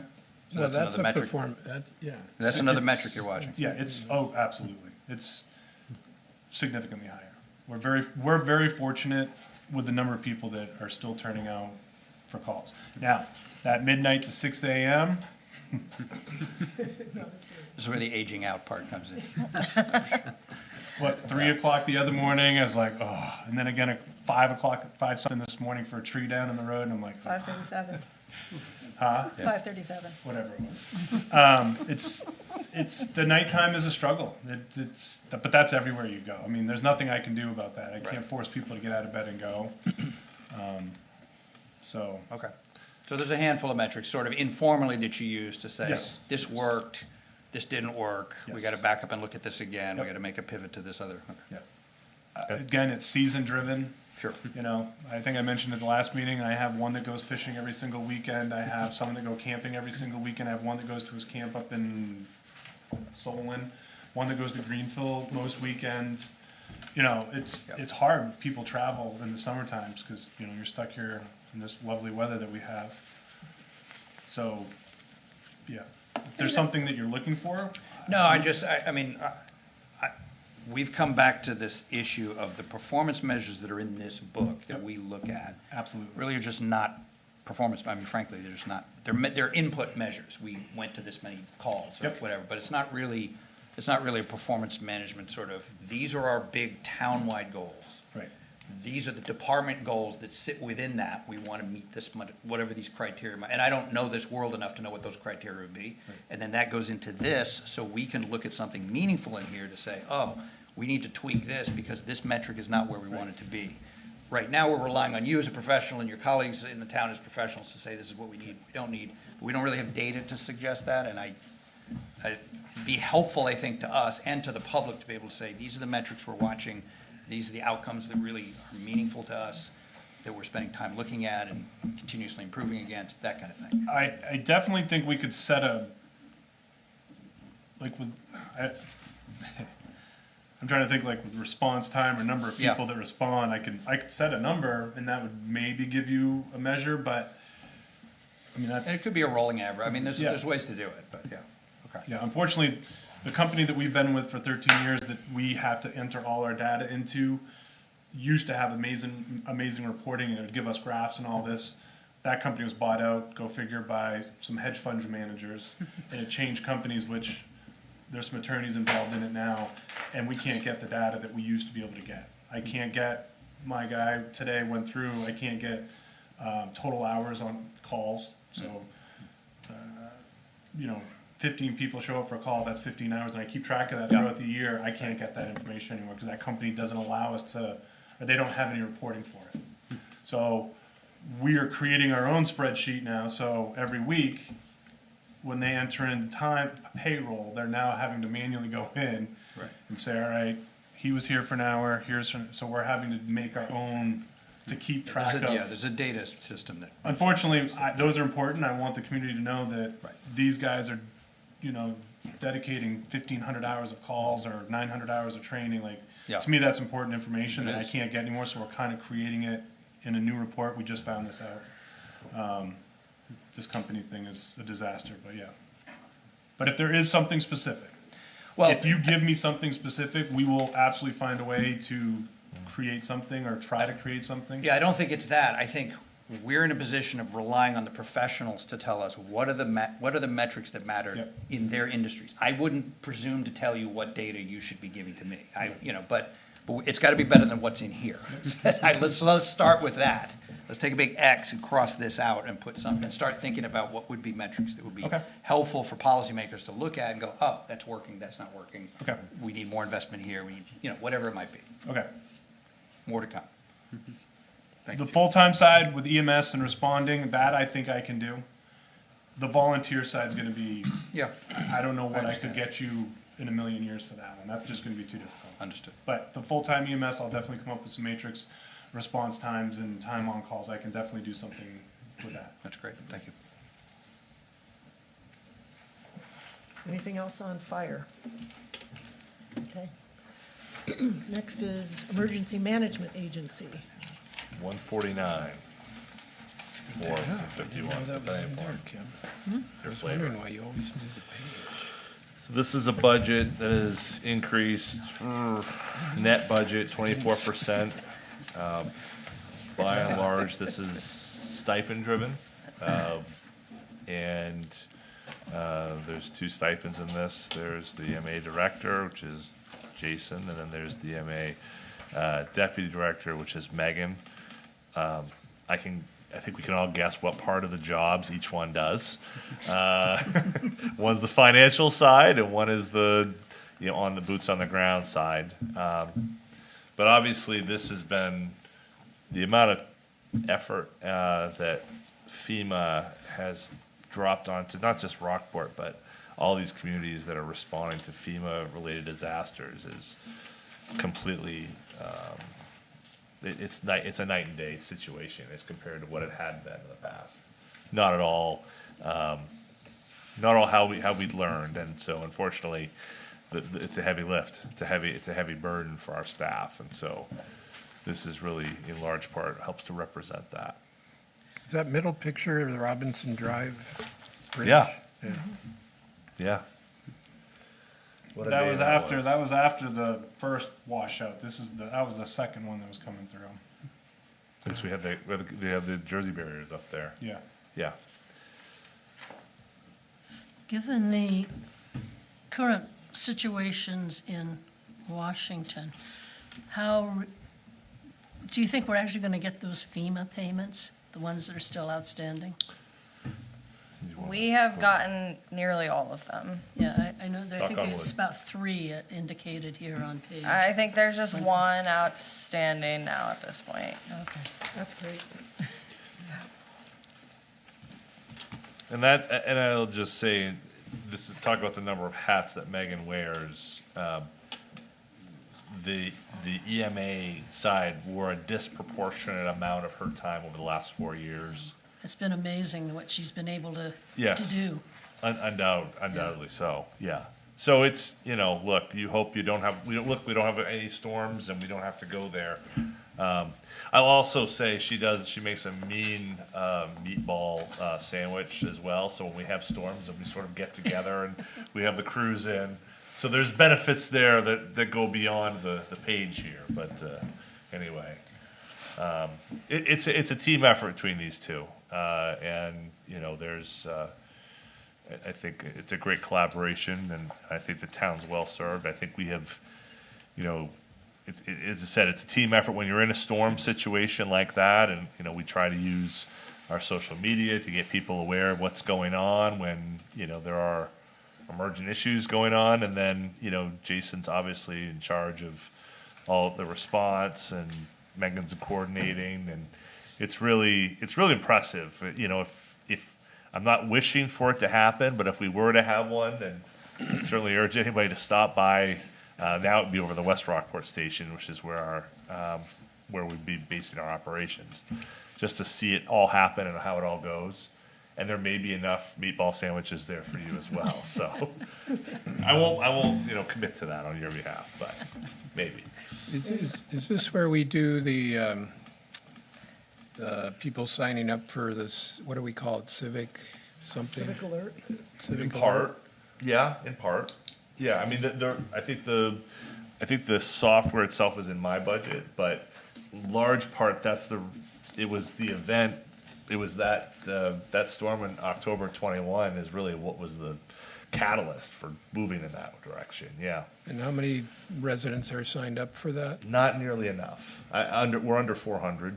Oh, that's bad. Yeah, it is. And it was really a challenge because we couldn't take data that we had elsewhere and dump it into that system. There's actually some FCC laws that prevent us from somewhat forcing anyone without their permission into it. So unfortunately, it has to be entirely driven by the customer coming in Well, or the resident coming in. Seems like we could set up a couple different, essentially, channels that people could opt into, and, something that's a crisis. Yep. Like, I need to hear direct from Yep. Jason if there's, something, if we're in the middle of the proverbial crap hitting the fan, I want an authority telling me what is going on. Yeah. They do have that option through the system that we use, the notification system. The county also has a program that can segregate a section in the county. Like, if we had a massive event in Rockport that really just required everybody to know, they can send the message to everybody's cell phone. The county can? Yeah. That's Is the that what scary they call one. reverse 911? Yes, it's like really loud, like really just gets your attention. Wow, okay. Yeah, If you haven't heard it, that's a good thing. yes. But that's only something that we'd use like in a mass casualty event, or if we expected there to be like severe, prolonged power outages and it's going to be like negative 20 degrees out, or something along those lines, where it's really just imperative that everybody got the message. Okay, good. Well, it's good to know that exists. Anything else on EMA? Next is the West Rockport Fire Station, 201.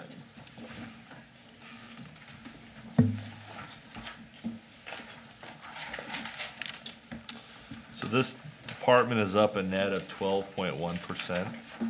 And this is our first, not even yet our first full year in the building, so there was a lot of estimation that went into last year's budget before we'd actually even occupied the building. Now, at the point you're seeing budget numbers here, we've been in the building roughly 9 months or so. So we had a fair read on where things are. We're still in that year warranty period as Jason referred to earlier, so there's some issues he and I were actually talking about today that we're still dealing with, but overall, I mean, I think that process went very well. The construction and, would have been nice to have it done earlier, but I think that the final product in the end is a good one. So now that we're in the building, you know, there's always the punch list that follows a new building. Yeah. We've made our way through that? Slowly. Slowly, okay. I think some of our subcontractors did quite well. Our electrical contractor, they preferred a slower route, let's say. Yeah. They were not, in fact, they just finished their work. Last 2 weeks? week? Yeah, last week. That was a continual problem, and that was really one of the drivers of us being held back and moving in earlier, was the electrical contractor. So, I would say 95% of the punch list is done. Yeah. We've run into a few issues with the doors and a few other issues that Main Coast has stepped up, and the problem is it's not them, it's the companies that they're dealing with to get them back here. We've had a few small things that we had a floor piece that was peeling up. That guy was there literally within 2 days and put a whole new piece in. I would say the large majority is done. And we did a complete walkthrough 2.5, 3 months ago with Main Coast, Amanda, the architect. Were you? No, I didn't go for that one. I think Mike Eaton was there, our plumber, heater. Like, there was a bunch of people there. We did a complete walkthrough. Yeah.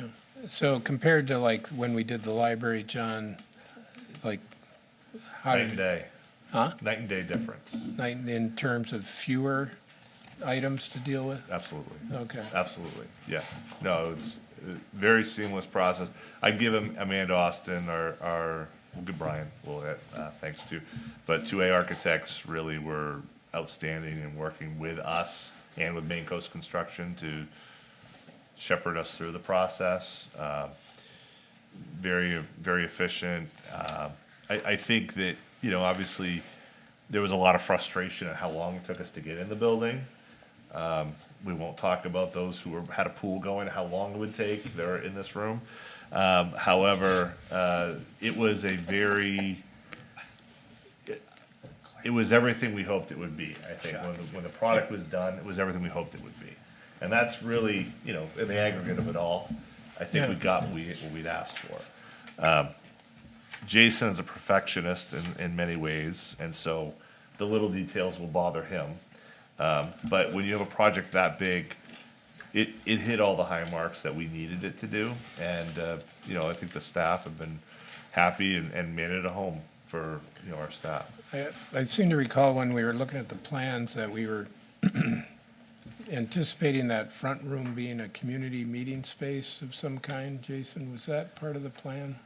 Or did we lose that somewhere along the way? We put certain things in the closet where if the select board needed it for an emergency, say something happened here, that we could move AV equipment in there and potentially utilize that. We've done trainings in there. We had an AV class. It's not as big as you think. Yeah. It's a lot smaller than it may look big, but when you get some grown people in there, it's not anywhere near as big as you think. Yeah. So not a good idea. Parking, I think parking remains an issue. Yeah. Certainly. Well, it's in a bad location for people coming and Horrendous. going that aren't used to that From a parking intersection. standpoint, yes, but from the application of what that building is, you couldn't have picked a better spot. We are literally in the hub of that whole side of the county, coming down and around, and Yeah, it's good to have you at the Most worst of these worst guys- intersection in town. Exactly. we've been Response time's awesome. fortunate, but most of the guys. You don't even need to light up the ambulance. Most of the guys live and Roll the work gurney out. within earshot of that station. So we're very fortunate. I mean, Greg and Levi, I can see them in their garage working, and Darren's literally across the street from them. Clay's around the corner. There's a bunch of people that literally live Yeah. right there, so Yeah. we're pretty fortunate. Yeah, no, I love the way it looks. I think it's a great building. Amanda's, reiterate what he said, Amanda's been phenomenal. I was on the phone with her twice today in reference to a couple small things, and she's on top of it.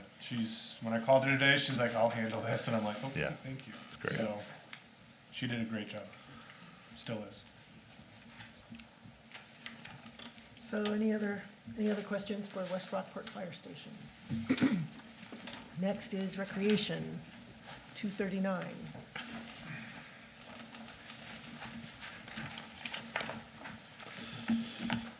This is a net budget that's increased 26.7%. Really, the entirety of that increase goes to $25,000 contribution to a paving reserve to begin the process of paving the entry road there. It's a road that, I mean, I'll let Jason speak to it, but it's a road that requires constant maintenance, not just at the start of the season when we're using the space, but through the summer months, and the sort of care and minding of that is certainly something that on the long term has been something that has been on Jason's list and on others' list who've been in charge of this space. So the idea is to create a reserve, and when we've received enough to over 4 years to have enough to pave, we pave the remainder of that road and the parking areas. So This is still going with the mowing, assuming that we're gonna go with the town model. yeah, right. The mowing here is 29,000, which is basically the July to end of this mowing season.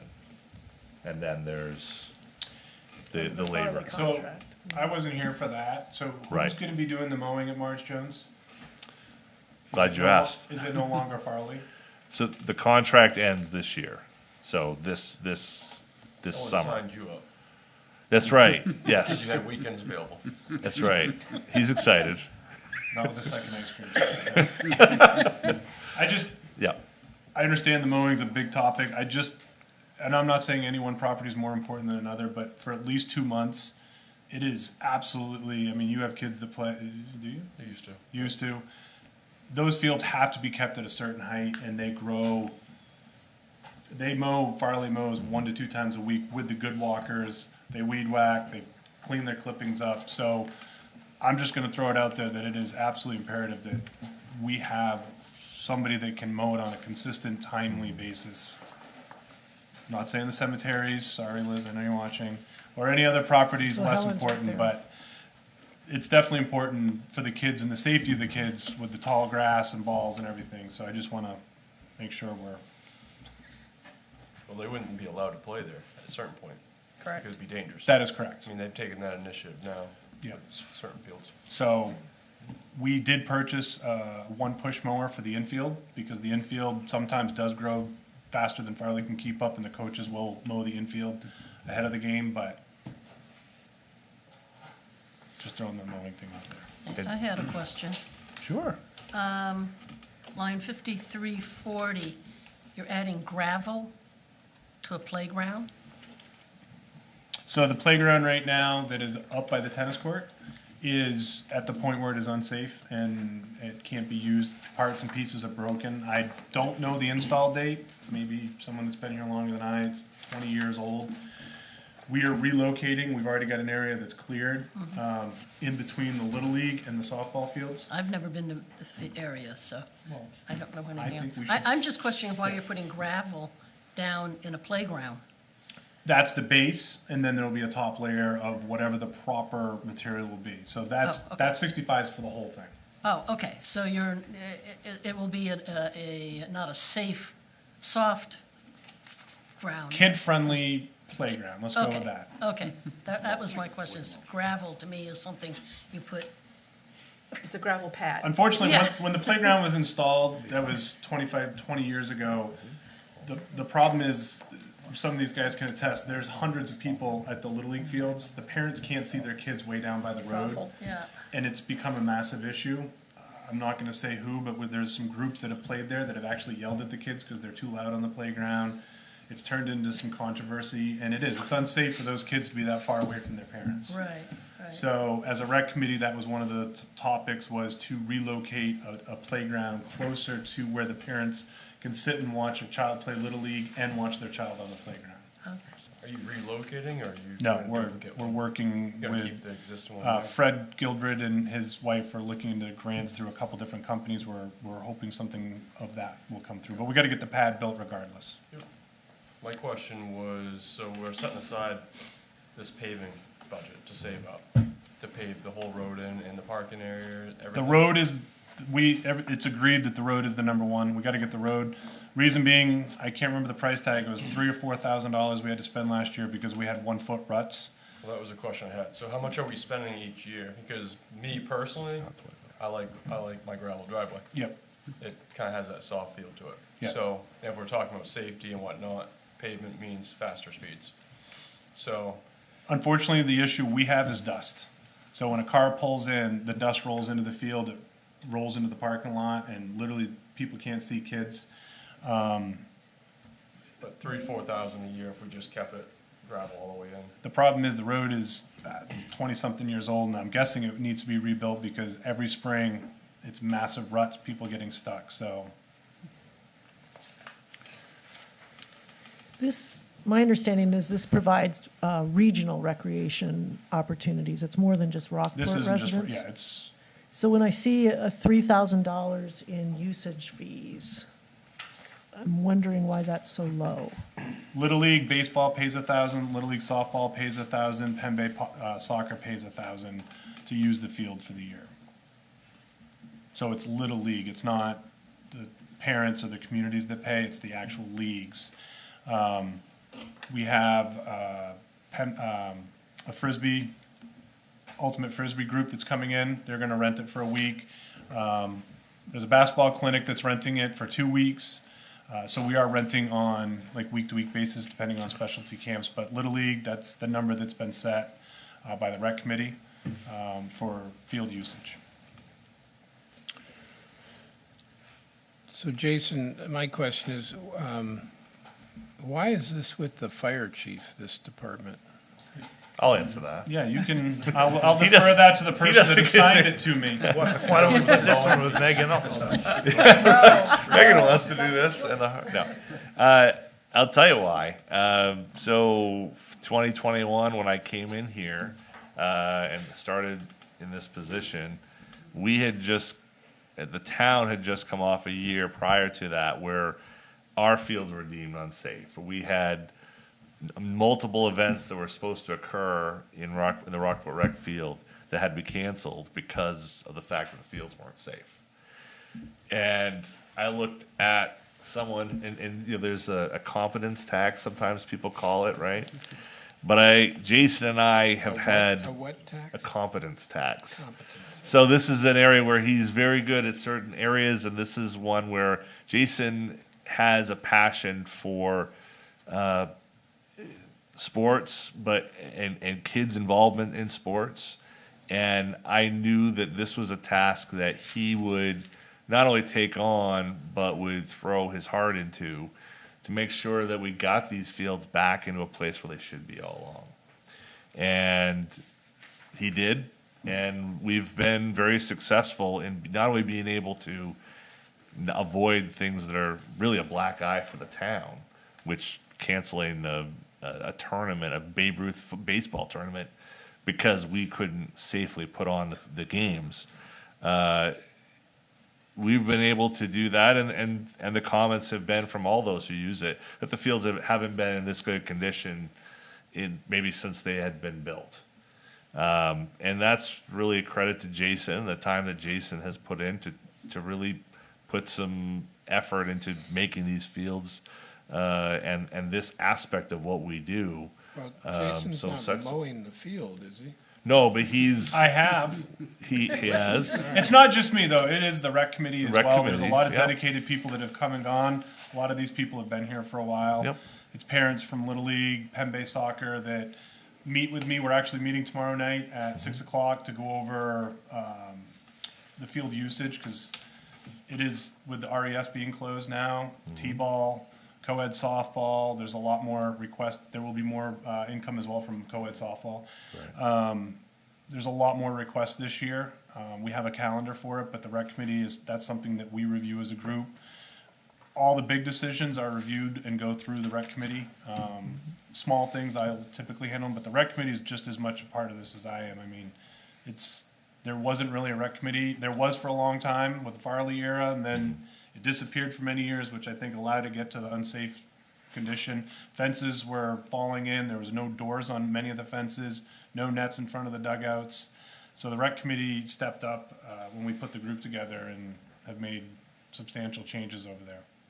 Well, I'm grateful that you were able to get in there and do that, Jason, but, on an org chart basis, having the fire chief in charge of a park doesn't follow logic to me. Wouldn't this be better, now that it's all cleaned up, put under, especially with you having now a whole EMS department to run?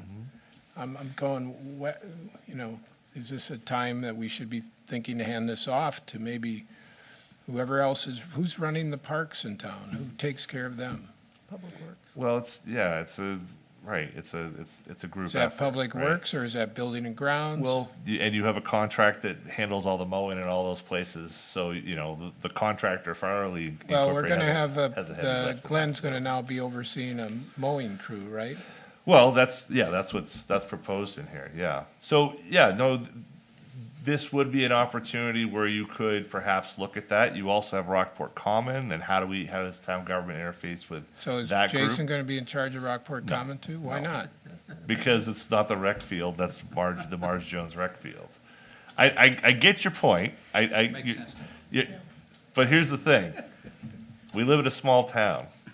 Jason knows all the people who are using that space and knows the people who need to get the work done to get the job done.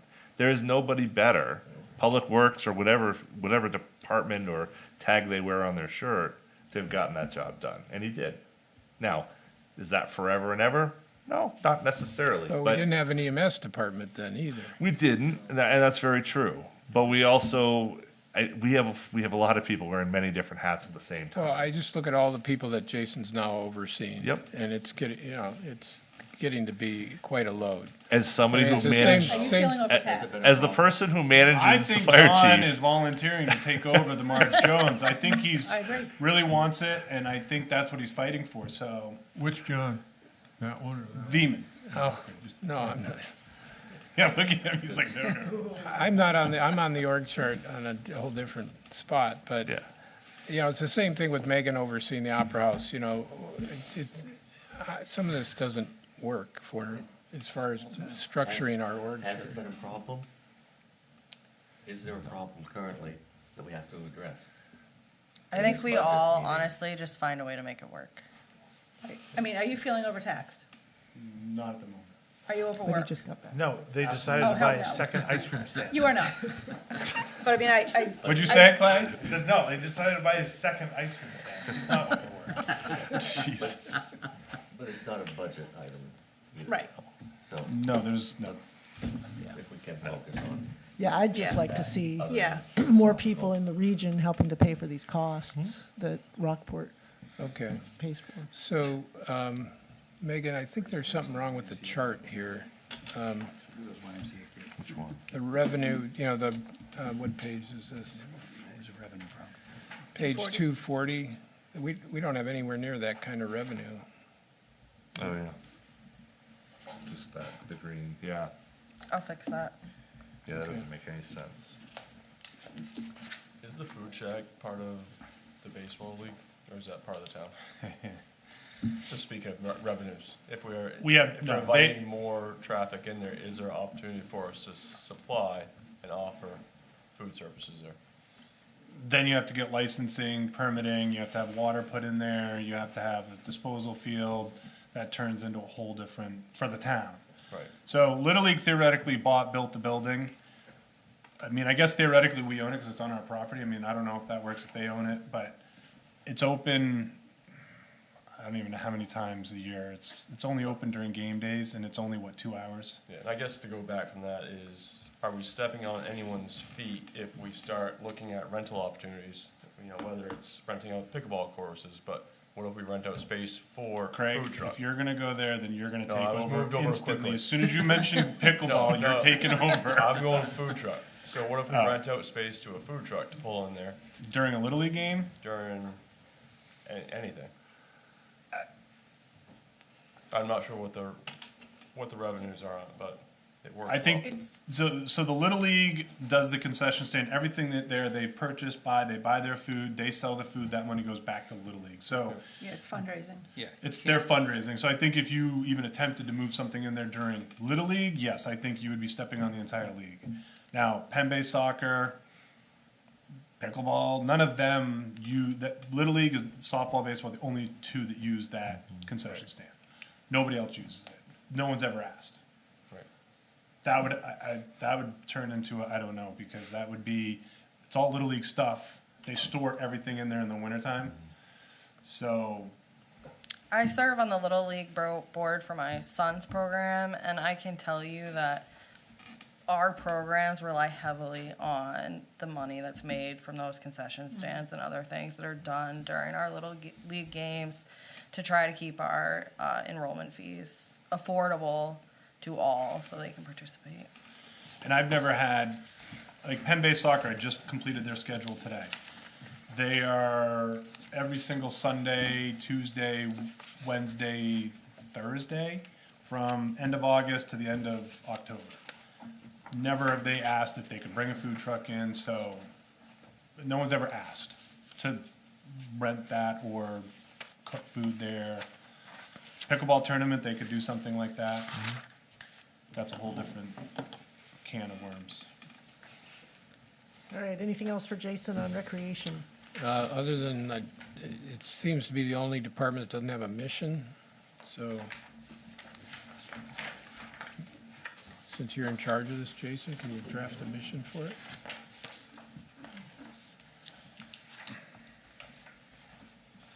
I will work with the rec committee to get one tomorrow night. How about that? Yeah, and sometimes there's a little overlap. I've heard you're a get-it-done guy. so We're gonna have it done tomorrow night. Guy, that's right. By 6:45, I'll have one and I'll email it over to you. That's your competence tax for the That's for right. the day. There you go. That's why you got the job. That's why. I love it. Why we got Oh, Jason. you dropped some, Steve. There you go. All right. Okay. Gosh, is this the end of you tonight, Jason?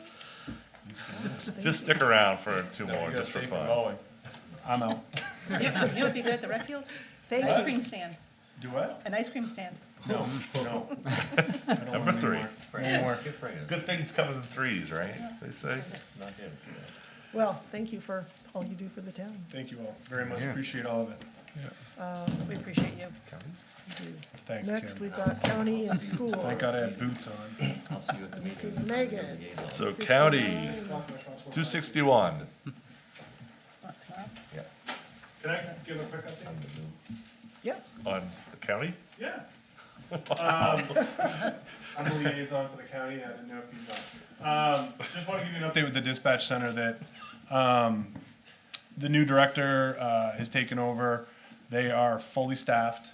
Mind you, we were down to 3 dispatchers at one point out of the 11 that they have online. 9, I believe, are fully certified, meaning they can take the 911 call. They have 2 that are in training, or 1 that's in training and 1 that's going to go to training. It's the state, go figure, the state-run training, so they don't have that many classes and they're always full. But the dispatch center, I just talked to the director today about a couple things, and it's a game changer with this new director coming in. We went from 3 to 11 people just like that. They've rewritten their policies. I would say things are going very, very well from the dispatching standpoint. It's very efficient. They're very competent people. You know, there's always going to be a little issue here or there with the radio, but she immediately steps in when you raise a concern and she addresses it and it gets resolved. So I just wanted to give an update for those that remember how bad dispatch was when it actually left and went to Waldo County. This lady's absolutely come in and knocked the socks off. Well, this is credit also to our county commissioner, Mark Ratner, because he spent so much time when Huge. they were down to 3 again and trying to hold that together. He's attended all our meetings. I'm on the executive board for dispatch. We have a meeting in May. He's been at every one of the meetings. He's been very, very vocal in supporting the direction that we as an executive board wanted to go with the hiring process. But it's gone very, very well. So was the issue just not having enough staff, that the staff were all like Can't talk It's a about bailing? loaded all of question, it, John. yeah.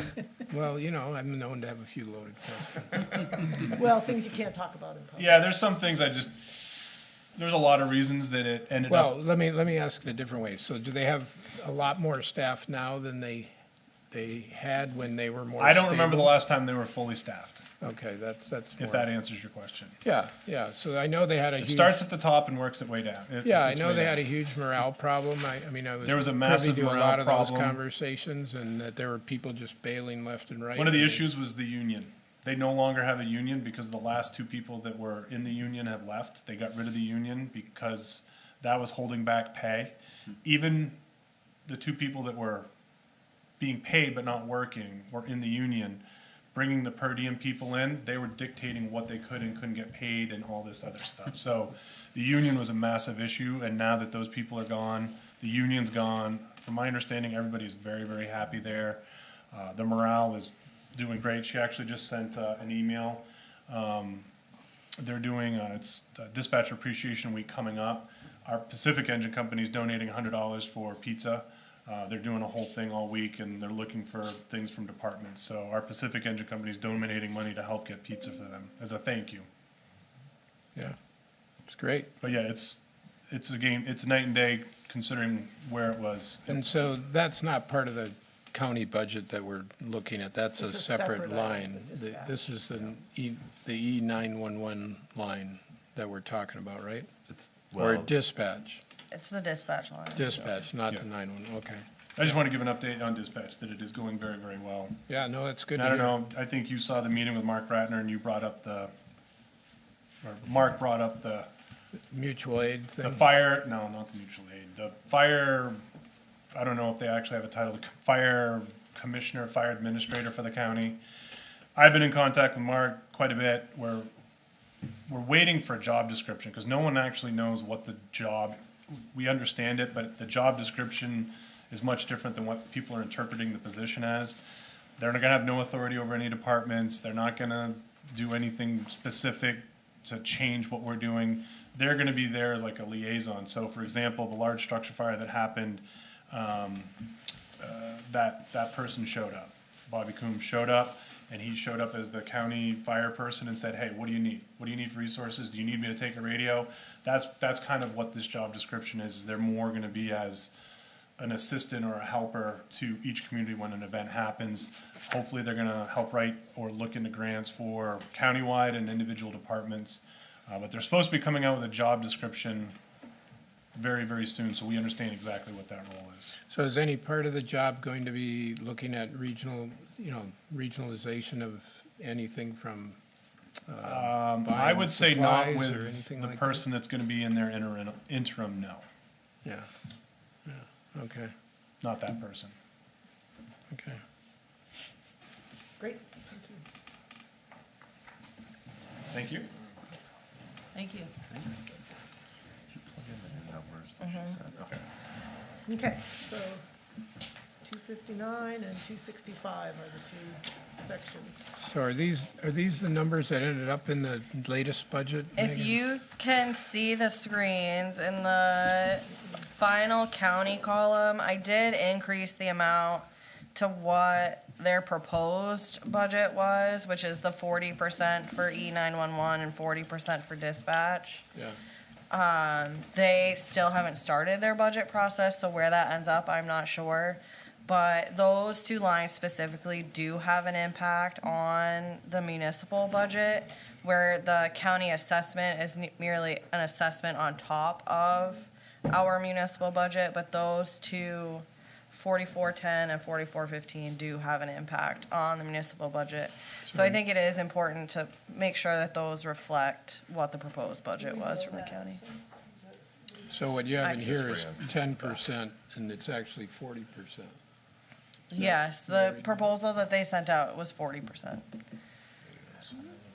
It's like an extra $40,000, right? 1970, Roughly, yeah. Okay, there we go. 58, 982. Wait a minute. No, these are the same numbers. No, wait a minute. The furthest column to the right. Okay, yep. I did not change the county assessment, one, because it doesn't really have an impact on the municipal budget, and two, I believe the budget they sent out still had the 22%. How much of a cushion do we have before we hit 1% increase? This think that's 40% adjustment actually pushed us I to think the county 1.1. just took care of that for us. Kind of thought that was the case. Okay.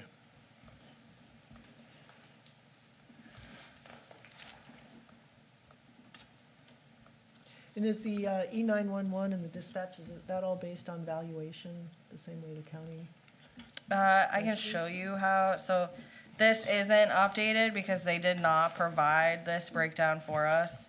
But it's based on, population alone, where our county assessment is based on, Valuation. valuation and population. Okay. And just year-round population, not summer. Correct. Can you go back to that last? Thank you.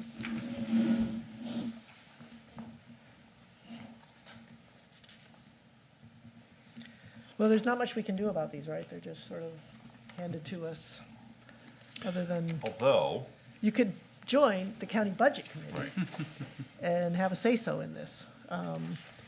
And really, frankly, I mean, for folks who really are passionate about regionalization, and I think all of us believe in that as something we need to work on, this is how it happens. You've got to meet the people in the county, you've got to see the way the county operates. I mean, it's the way you start to understand what it would take to at least work with the county to either have them provide more services or be some liaison. So it is an opportunity to have someone from Rockport participate on the budget, on the Knox County Budget Committee, but also learn more about the county. So just reach out to John if you're interested, and please. They're due to start next week, so sign up today. We want you. plus meeting, we've got the Camden budget, each of the local towns also has a representative on the budget committee. So it's also a way to make common cause and establish some relationships that might be good avenues for finding ways to work together as towns. All right, schools, 265. I'm not sure there's much we can do with this either. Right, speaking of. Yeah, Steve, will you tell us about? So this is, These numbers here reflect what their estimates were. They too have not finished their budget, so these numbers could change, but these numbers do not have an effect. The appropriation numbers do not have an effect on the municipal budget. The revenue that we get from the school does affect the municipal budget, but court ordered and won't change. and this still shows the reimbursement we get from Camden Correct. for the schools. I'll add at this point, the incoming superintendent will be in town next week. There are a number of meet and greet opportunities that have been open to the public or will be available to the public in the next, in that time when she is in town. So certainly feel free to stop by and introduce yourself. And I'm going to take that opportunity myself and try to build a new relationship, because I think it's needed. I think we can do that, strengthen our bonds, and anyway, yeah. So I was just making my way through their budget presentation, and I thought they had what was it, 2.9%, Megan? Was that their number That's right, That's what it overall. looks like, a overall, but then 2.9. they had something that said the taxes were gonna go up 5.2% or something like that. What's that all about? What, And then the breakdown per municipality is different. So as valuations in towns change and special education election changes, it then funnels down into how it's called their ED 279 form is completed. And that basically pops out a formula that says X community is responsible for X. So if Rockport's value increases a lot and our special education requirements increase and say Hope's value decreases, our overall impacted increase from the school is gonna be significantly more than their maybe budgeted increase of 3%. and the special education thing is based on how many kids in Rockport need special education? or Right, is are it- participating in the program, What's that? or are participating in a Identify. version of the program. Yeah, so that's based on use, basically. The rest is based on valuation, because I think I heard. Pretty Well, much. it's a There's a mix. small portion of the formula that uses pupil count, but the majority, like your highest weighted version of the formula is your valuation. Yeah, okay.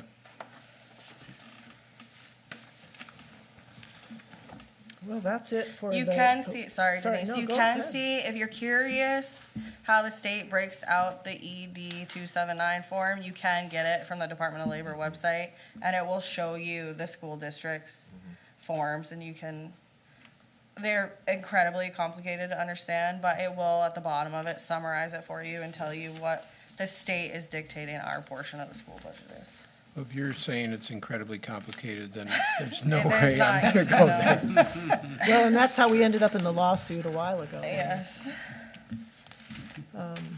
Steve, you want to add anything to that, or, come on?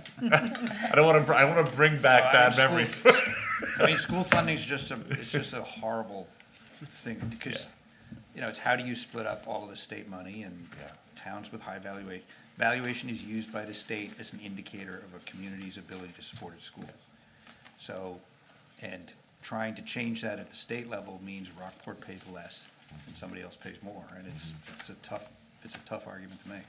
And there's knockdown, drag-out battles they're over there right now Yeah. fighting about the school formula, so it's a no-win scenario. Yeah, I think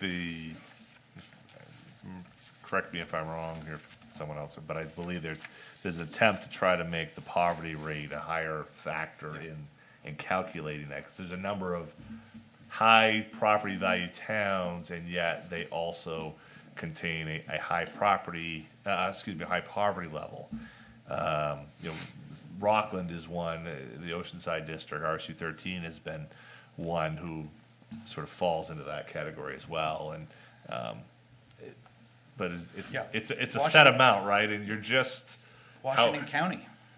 Yeah, Washington right. County is the poorest county in New England, I'm fairly sure. Yep. Gotta be, yeah. And they've just got high property valuation, and so the formula, and the Hurts. Washington, when I was there, I mean, the Washington County delegations after it all the time, but it means taking money from Portland and, Right. and, That's hard to do. it's tough to do. Yep. We won't mention what you did in a prior life, Steve. I won't do that. Keep you out of that. All right. I got enough trouble as it is. Right, there you go. Do you want to make these? Yeah, sure. I'll keep one. Okay. So, that's the last category. Congratulations. You've all earned a Purple Heart through all this, to go through this matter. So we've had a number of items that were sort of due tos to all of you that we talked about. So we have a update on, I'm gonna wait till she gets around, because I didn't have all of them in front of me as I'm sort of going through this. But we had some estimate, we'll talk about the green line one. That's the mowing. So we have 3 different scenarios listed in there. The first of which is the one that was budgeted with a few tweaks based upon some of Craig's feedback on, like maintenance and some of that concern. I don't know if it necessarily hit the mark with where you were going with that, Craig, but just trying to, that makes sense, So if we missed it, but hopefully it sort of gives you the ballpark idea. Option 2 is the 2 full-time employee option. And then option 3 is going back out to bid and trying to create some sort of estimation of where that amount is. Now, you may say, how did you do that? Obviously, we didn't have time to go out to bid in the last 2 days. Correct. What we did, however, is we took half of the rate of increase that we saw in between the last 2 contracts, and we used that as the estimate, as the factor to figure it out. Are we right? I have no idea, but it gives us something to work with to at least give us an idea of what's right and what's wrong. Okay, so, again, I'm not expecting necessarily this dialogue, or, I just want to give you these things so that way you have them, here tonight. The second thing, yeah, sure, yep, fire away. Yep, go ahead. Digestibles. Yeah, so you're showing just for. Yes, I did it on a mowing year, not a fiscal year. We do these? Huh? We did these? Is this in the packet? Yeah. Okay. So what, I missed everything you were saying, John, because I'm Okay. trying to absorb some of this. No So problem. Option 1 is, Option 1 is basically as budgeted. There is a couple areas of adjustment in dealing with, maintenance and the like, but it's by and large, it's the same program that's in this budget as present. So total estimated cost startup is what's in the budget this year, and Yep. then the following year, or, Well, once it's you've not made the capital. necessarily this year, right? Because some of it's. I know, so whatever. Because the I did first- this on a calendar year, it's Right. not gonna match up to what's in the budget, Okay. but it at least gives you comparable to comparable. So estimated cost startup includes the capital investment in the mowing equipment, Correct. and then And the personnel. ongoing, and the personnel, and then the Yeah. ongoing is the personnel. Yep. Okay. and what was option 2? Option 2 is the option of hiring 2 full-time employees. Who would do other things in the winter. Right. We talked about sidewalks, we talked about some other sort And of, they'd be able to keep up with the mowing at 4 part-time? well, that's still, I think that's still a discussion point, is can you do that? But that was what was discussed last time, and so this is, at least we have costs, and then we could flesh out maybe a little bit more about what that really means. So, I think that's a concern I had too, is this is potentially assuming that 2 full-time mowers could mow everything, potentially. This was what was raised last Right, time. right. Yeah, right, that right. we'd prefer to. So I if thought we that- missed it, yeah, let me know. I was talking to Mike about, do you have an option in the summertime of pulling off 2 of your, You did ask that question and too, that's where I yeah. got to the 4. Yeah. Yep, So- okay, So take Got 2 you. public works guys Okay. in the summer, plus these So 2. so instead of running 2 crews of 4 people, run 2 crews of 3. okay. Yeah, remember, he said that's when he gives out vacations, so that's gonna stress his system, right? Yeah, Yeah, he wasn't Yes. a big fan of it. yeah. No, but we're looking at options, and that was, I mean, that was, Practical reality is we need to augment this with another body at least let's, one time. well, or we Most need likely to get the work is the done. stress worth it? Is there a way to do things, Craig was talking about, crews of 3, right? Is that right? You were talking about if we went to. We're doing crews- it right now with 4. Right, and if we went to 3, they'd have 2 bodies potentially that you could use on the mowing, right? That was, Oh, yeah. that's what I'm saying, Yeah. yeah. So, anyway, that was I guess, putting that together. Again, I think really the key here is cost and holding those 2 against each other. Mike will be here Wednesday to certainly answer any questions if, members of the budget committee or, want to sort of dig into this a little bit more. But we should go into this assuming that option 2 is not a recommended viable option as is. Because we would need to most likely add another person either from the town public works department.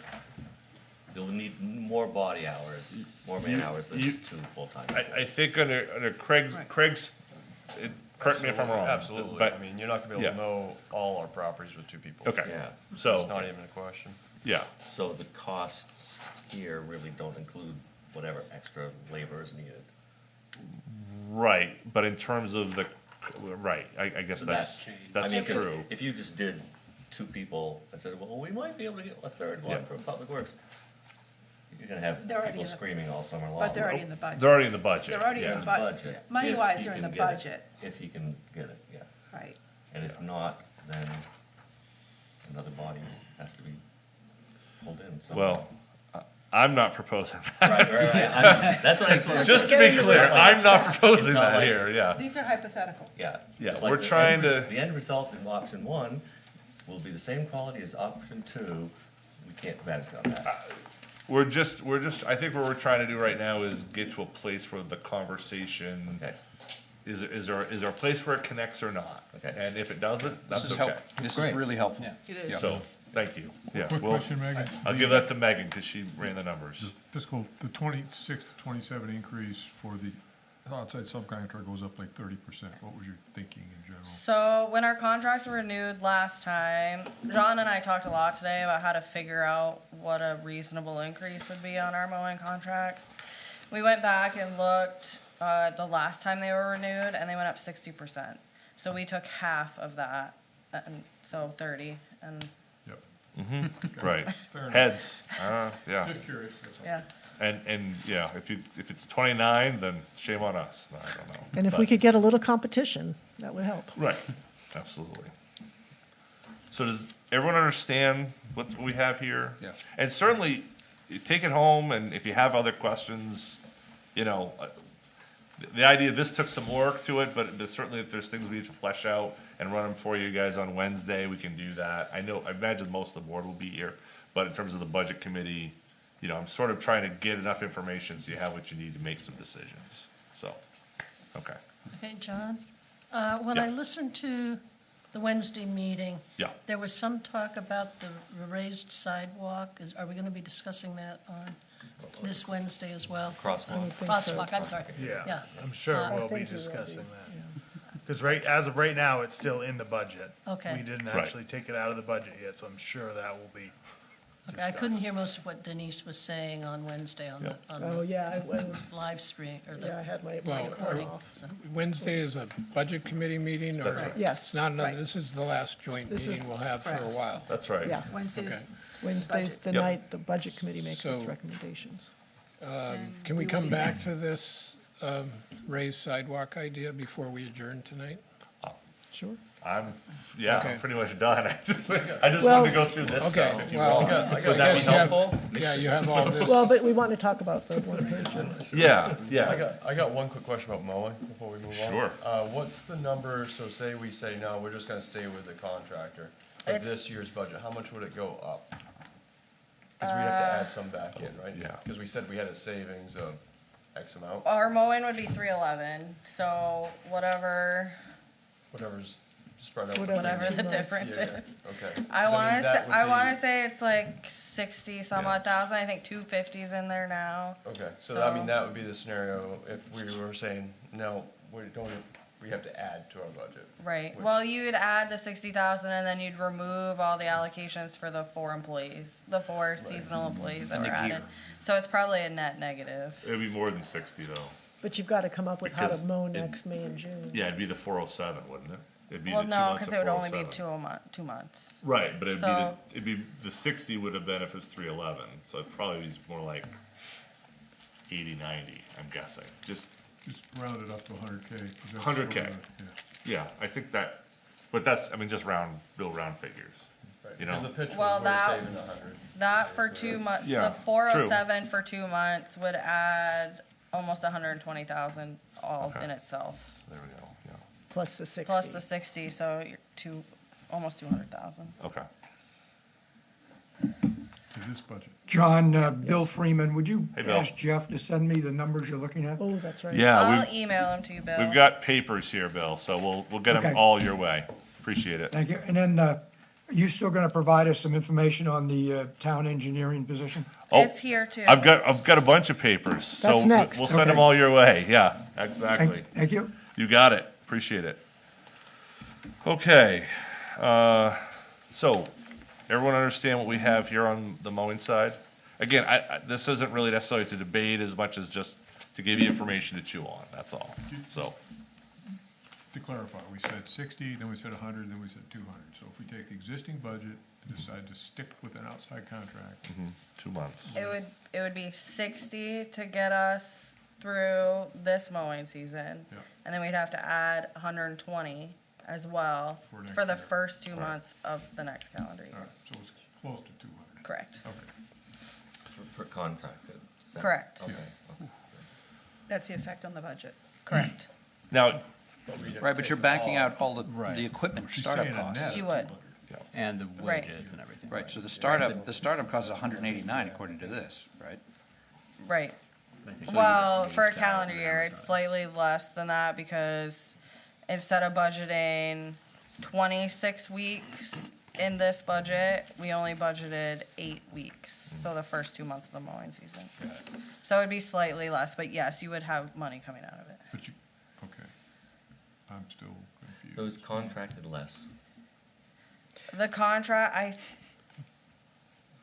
I think the contracted amount would end up with a net increase to the budget, but I did this based on calendar year. I can Yeah, run the right. numbers and see if you think that a possibility would be to go back to contracted labor and remove the employees, I can run ahead of time what we would have to take out and then what we would put in Yeah. to make that option feasible That'd be great. before Just the a- meeting. Just a net. That's- just a plug-and-play type situation Yeah. for you, so that way, Yeah. That'd be great. at least you can evaluate the merits of the options here. Okay, Excellent.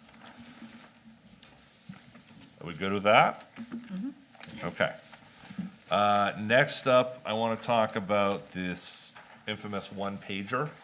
Before I get to the one-pager, and I'm sorry to just use it that way, but that's just the way. This is a spreadsheet that was put together. And again, I don't want to, so this is not the one-pager, but this is a cost of some engineering and project management costs that we've had over the last 5 years, the town. Some of this is architectural, which, but that it also indicates it's a large project. But this gives you a sense of both FEMA-related, building-related, so you have the library project in here, you have the fire station project in here, you have your so FEMA, the 2 buildings, and then your average run of course for town, road projects. We have the VPI that's part of this, and we also have wastewater. So I just want to give a sense of sort of, these are the consultants that we're paying and the level of which that these projects are occurring. Whether we're building something or not, we're definitely planning for something. So this one page, 2 sides, is really meant to provide a summary of what the job is meant to entail, where the time is meant to be dedicated for this person, how much of this is really about project scoping and oversight, and then on the back of this, we talk about really the financial impact. Over those course of those years, and I'm not pulling an architectural impact at the same level as an engineering, firm impact. But you're talking about annual costs of somewhere between 200 and 442 for engineering, heavy projects. And I'm saying there's at least a savings of $40,000 that you could accomplish Yeah, with this. John, which budget does this, where's the money? Public Works. Public Works. Under Public Yep, Works, Public okay. Works, yep. So that's the big fit here.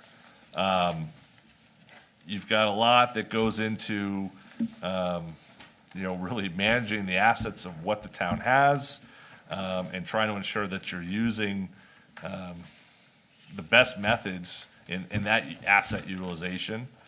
And then, really trying to have that staff involved in trying to ensure that we are making good investments in these large projects. And that extends beyond just our walls here in Rockport, it extends to regionalization, it extends to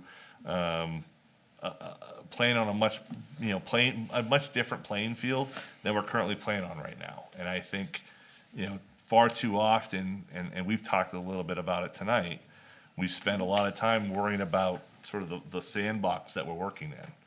And this person's idea is really to be outside that sandbox and try to find really some creative ways in which we can deal with the incredible amount of infrastructure that we have that's deteriorating every single day, and at the same point, allow us to meet those needs without bankrupting us in the process. I think that we have, I don't want to like, make this a huge sales job. I don't want to do that. I think there's a time to discuss that. I don't want to do that tonight. I don't think that's really the place for this. I want you to take this, read it, think about it. But I do think this position is incredibly important in the future of this town and getting us on a path to doing something better than we're already spending a lot of money to do already. And how do we do it better? How do we do it wisely? And how do we do it more cost efficiently? I think we need to have someone who's bringing those skills to the table. We're doing everything we can with the group that we have, but there is a deficit. And I think that this position fills that gap. And it's much needed. So, yep. That's over above any wastewater costs, correct? That is all wastewater. That's all wastewater. So like the bigger amounts are really like project targeted, and most of those were funded with like state grants, but I included them in here because it is an overall engineering cost. BPI. So I mean, most of these though, like Maple Street design, our engineer would not have even touched. No. Assessment of that. That was Have been involved architect. in that, or Woodward and Curran. No, they absolutely would. 2A Architects is all West Rockport Fire Station. That's right. Correct. Yeah, that's. And But- Stephen Maple Smith Street is Design is one-time in-house library. buildings. Right. But the Woodard and Curran, you said, is what we're paying for wastewater. That's right. Well, Maple Street I Designs thought it did was- drawings, I right? thought Our the Woodard engineers and aren't gonna Curran do expense drawings. was larger than that. Okay, one at a time. Everyone's talking. Sorry. I'm I'm not running the meeting, but Kim, if Yeah. you could finish your Yeah, thought, and so- then Steve, you got some Yeah, thoughts. so the Woodard and Curran, you said, is wastewater, but I thought our amount for Woodard and Curran was higher than that. That's for the O&M, not for engineering. The O&M contract's Okay. separate from the Okay. engineering All right. contract. Right. Yeah. Sorry, Steve, you had a Okay, so thought? the total all-in cost of the position, pay and benefits is what? The budgeted number is 200. 200. Yep. But that's split across, Wastewater and municipal and budget. wastewater is how much? of that? 40%. 40%. 40%. And 60% would be in this. Yep. And we do have, 100,000 allocated in the wastewater budget for this position? Right, for this year. That's right. This existing year, not that budget, not the budget year, but this existing year we're working in right now. Right. 30, Yep. none of which has been spent. None of which has been spent. And so potentially there's more money that could be carried over to lessen the impact on the municipal budget or the wastewater budget for that matter. Because the designation by the wastewater commissioners was a 50-50 split between wastewater and the town.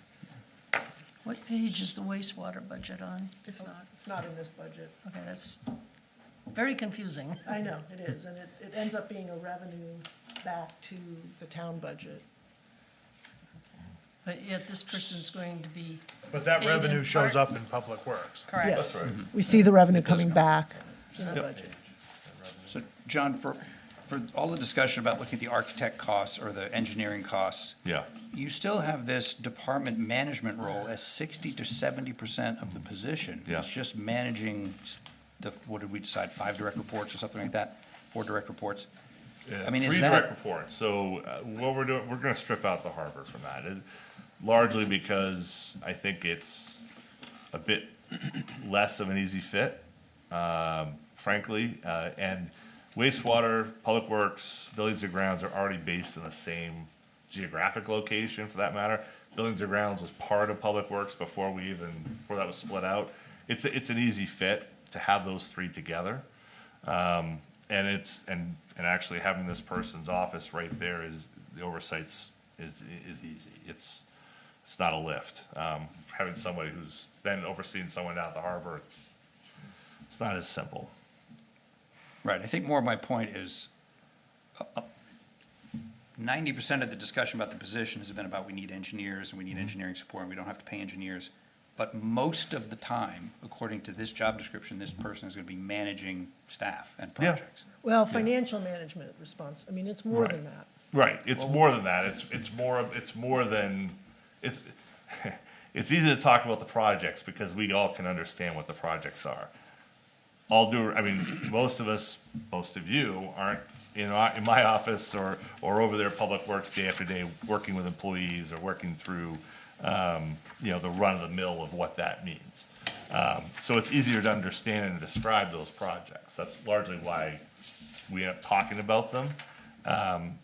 But this is about oversight of those departments as well. It's ensuring budgets, financial, making sure that their expense and revenue reports, that they're tracking the assets. We had there's a number of asset tools that track your GIS, all those things. We don't have one home for that right now. And so I would want this person to be tracking those assets. Actually at that AI conference, the funding that we talked about a couple weeks ago, there's a great tool that's out there that would be a really good fit for what we lack right now. And right now, we don't have the person who has the GIS skills or CAD skills who can take the best advantage of it. But you would still keep those 3 director positions that would Sorry, report. sorry. The what was 3 that? director positions would remain in place and report to this person. So they're currently department heads. Yeah, Right, I would that's what I keep mean. those, yeah, I would, so you have nine direct reports for Public Works, you have 1 direct report for Buildings and Grounds, and you have wastewater is a little bit less, you have 2 employees. How that department would be structured would really be dependent of this person to set that establishment. Right now, you have a contract with 2 employees that you work with Woodard & Curran to provide those services. This person's first job is to figure out, is that the right fit for Rockport? Are there savings available? Is 2 people the right number? Are there ways to save by having less employees to share across? But we could do a different study on disciplines? that without hiring somebody, We could. putting somebody on the staff to do it, like adding headcount. Well, you could, but that would also mean that you wouldn't have any other needs. And obviously, we have ample other needs. The last 5 years, we've spent, we spent $1.5 million in Yeah, some but type of let's not engineering. overplay how much we're replacing. Clay said it before, it's not a wash. It's not like hiring this person who's gonna spend 30% of their time on engineering is gonna take all of this off this paper. I'm not saying that. I never said that. What I'm saying is that there are projects to be managed. That's all my point is. I'm not saying that this would be a 0. My point is, how much can you gain by having someone who's in the table who is looking at those projects and saying, I can value engineer this and cut 20% off? That's where the 40% comes from, is being able to say, I know this world. I know what I'm seeing. I'm not necessarily drawing it, but I know what I'm looking at. That's what I'm talking about. That's where the savings comes in. In terms of the oversight, that's more, and management is really about, I think, integrating that with, asset management and CAD and GIS. I think that's where we raise the level of what we're asking for. We're able to provide, 10 years out with our road program. There are ways in which we can be so much further ahead in what we're expecting in terms of the information that we're giving all of you to understand how much we're spending, and where to best spend it. And I'm hoping spending less in the process.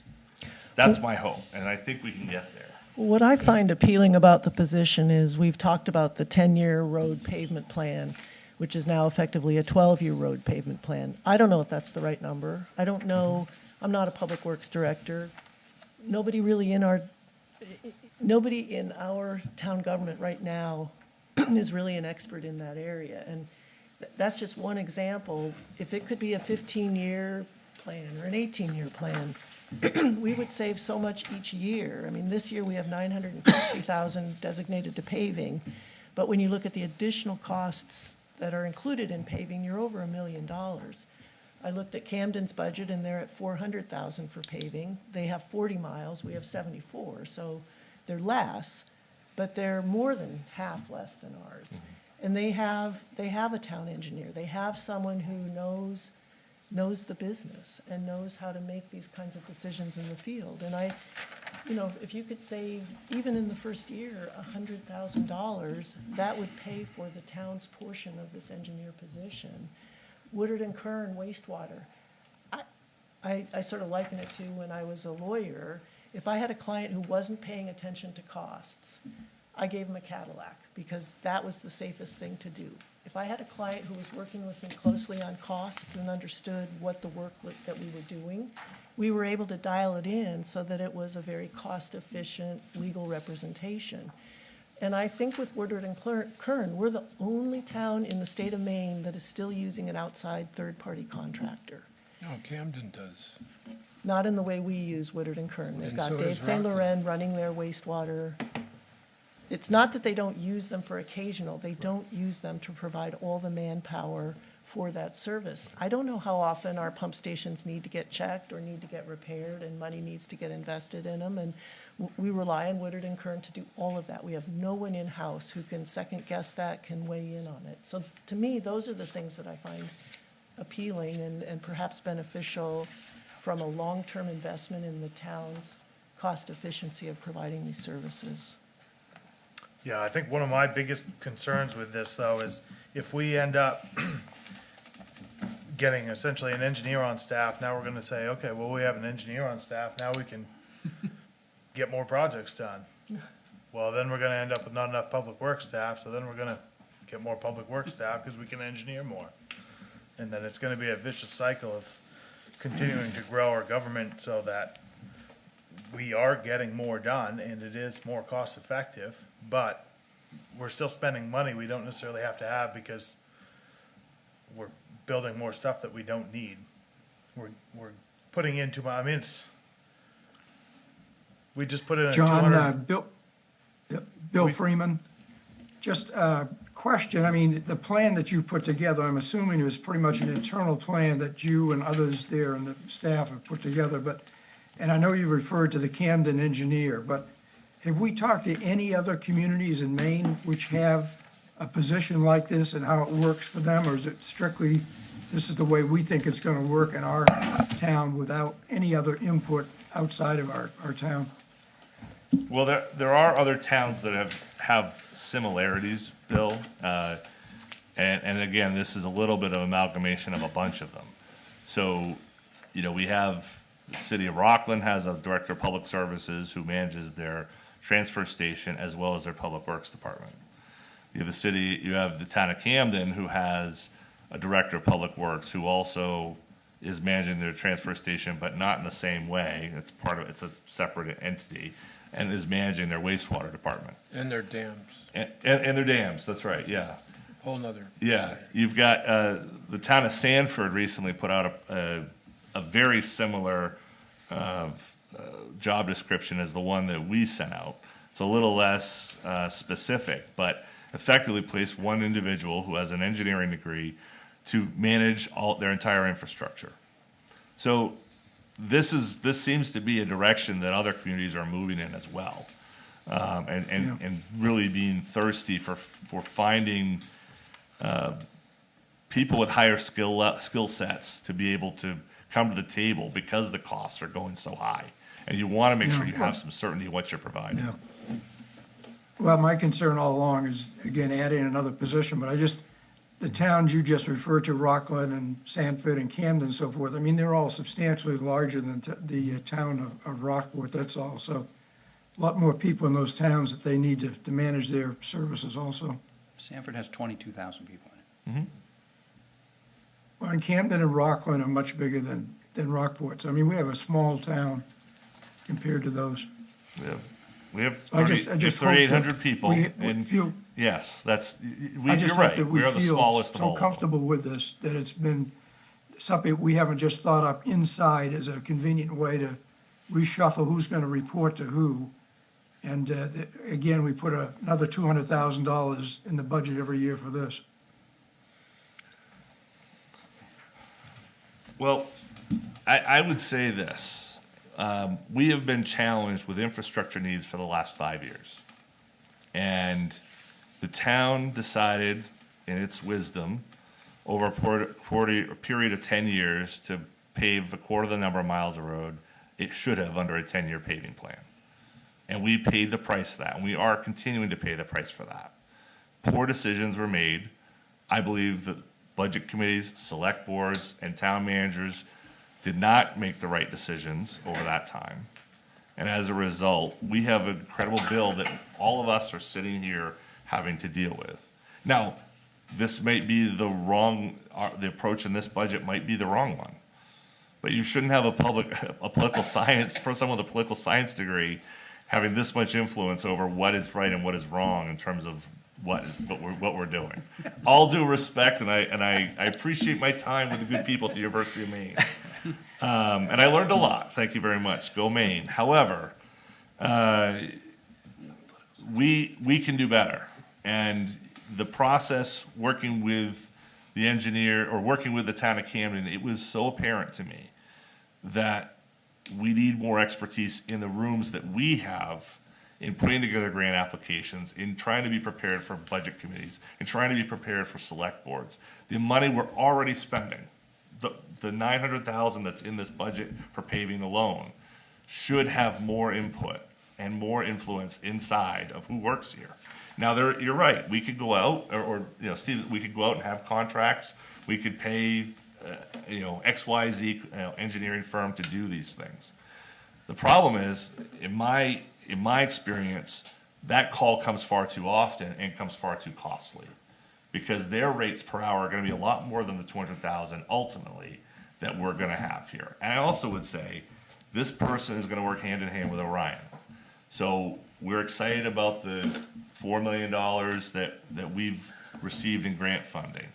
Part of that comes from projects, plans, and the work that, yes, task forces have done, but we've also spent an incredible amount of money on plans to hire engineering firms to prepare for us to eventually then we put into grant applications. So it's been a long, slow burn to get us to this point. We've been successful. I think we'll continue to be successful. But it takes people with technical backgrounds to be able to provide that support. We don't have those people in our staff right now. But that's the problem, John. There is a third solution, which is making sure that the people you're hiring for these key department director positions have the skills you need. And if those skills have changed over time, Sure. and that means we have to redefine what some of those director roles, department head roles look like, then that's another solution here. Instead of inserting another management layer, why don't we make sure we've got the right people in those seats that have the technical skill that you've made a good argument for it. I'm with you. We want people with technical skill, but if we don't, and this goes, again, I'm beating this drum a lot, but this goes to performance management. What do we need these people to do? What capabilities do they have? How do we know that we're getting what we need? Right. And managing and hiring and promoting and Right. all of that Right. relative to the performance that we need from these positions. Right, and I think what you have here in this budget, to that point, and I appreciate you saying that, Steve. I think what I see here is that there isn't one person who's providing that level of support in Public Works. I don't believe there is one person who is an expert with CAD, GIS, AI, the asset management systems of today, and is also going to be going out and driving around at 3 a.m. to find out, to know when to call the plowing crew. I don't think that's the same person. I don't think it's the same person who is going to be out on a job site and working with, that crew of 4 and trying to make sure they're doing, what the plan is for that day. I think those are two distinct, different types of people. And I think in the town of Camden, they've come to that same conclusion as well. And I think we also would make that same determination after going through this. At the end of the day, though, let's say you did go through this, there is a period of, any position that's hired by the town has a 6-month period of probationary period. If for some reason it didn't work, it was the wrong person, the wrong fit, we have the ability to get out of that. The other thing I'd say is, we have a year. So there's a budget year, right? We're gonna come back next year, we'll have another discussion, and it may be that this group says it doesn't justify itself. We didn't find a way to make it work. But we found a way to eliminate 5 in the period of 2012 to 2019. The town of Rockport's done it and can do it again. There's no reason that anybody, that those numbers are sacrosanct. Those numbers can change and could change tomorrow, right? It's just a question of what are the budget priorities for the town, right? The budget priorities for the town were, from the budget committee, a 1% increase. And that was what this was. Now, we've gone through 4 nights of these meetings. We've learned a lot. There's some things that change and augment. You guys will go back to do your work tomorrow, on Wednesday night. You'll have different sets of recommendations. The board will make decisions on those. And that's how, the process will do what it needs to do. And I think my hope is that if there isn't a good justification a year from now, on any level, on anything, whatever it might be, there's an opportunity for that sort of conversation. The other thing I would say is, it may be something that you want to have, there's a 6-month period of this, of saying, okay, where are we on this? What sort of gains have we made? There's some measurables here. In my mind, the first thing is, what did we save on the wastewater side of the equation? To me, the O&M contract and the future of that is very important. I'm not weighing on I don't have a finger on the scale of that. It might be that Woodward and Curran is our best option. Or it might be, no, we should contract with the city of Rockland, have their staff provide that. Is there savings for that? I want to have somebody but there's enough of those areas, as you said, you could have a contractor do that. When we start bringing contractors left and right, we're paying more contractors out than we're actually getting the work done, in my opinion. That's why I sort of ended up back here. I mean, my biggest concern with that, though, is we're so confident that this engineer is gonna be able to come in and save us money, but we're not actually reducing any line item costs that he's allegedly gonna be saving, he or she is gonna be saving us money in. But isn't that the point of why you'd hire the person? To be able to provide that? We're saying there's 40. But if we're there's confident they're gonna 40,000 save us money, then we should be reducing costs in where they're gonna save us money, whether that be paving, whether that be gravel, Okay. whether that be engineering. Yeah, I There think is zero paving, engineering. we've got room So- in paving, if that's where we want to invest. Yep. If we take out of paving, which is a short-term benefit versus a long-term investment. Right, yeah. I think Which, that- I mean, I'm fine with, I could go either way with, it's just, we can't say we're confident that this person's gonna save us money, but we're not gonna budget to save money. And I'm sympathetic to Steve's point, though, which is, hiring an employee is a long-term cost in some of the conversation the budget committee's had. And so I hear that, and I'm not ignoring that idea. But to that point I agree, I think that it is wise to say, okay, do you pull back this year because you believe that there is a place that you could save? To your point, I think that's worth considering. I was sort of married, waiting between those two worlds, but I believe it is important, and for the long term, you all have heard me, preach for the last 5 years how much we need to invest in paving, because I feel like we did do a bad thing as a community there. But I think it is worthwhile to take a step back. That's how much I believe in the idea of having someone who can take a fresh, strong look at what we're doing. And if that's a cut that approximates, that impact of this budget, then so be it. I think that would be wise, perhaps. But there's a certain amount of, to your point, walking the plank here, right? You're walking out you're betting on the fact that it will come to fruition. And I mean, from my perspective, having been in this industry that dealt with this kind of stuff for several decades, we do a lousy job at it, okay? We have nobody that can do it. And that's the problem. And we're also at a deficit. Now, I don't know, frankly, at the moment, where I'm going to come down on this position in this budget, okay? But I can tell you from a technical need, we're in sore need of this because we just don't have anybody that can do it. Whether it's simple things like trying to figure out resource allocation for, having people do the tasks in the Public Works, Buildings and Ground, and Wastewater Department, just making sure that we have an efficient resource allocation, that may pop one body out right there. That was common in, you know, where I came from.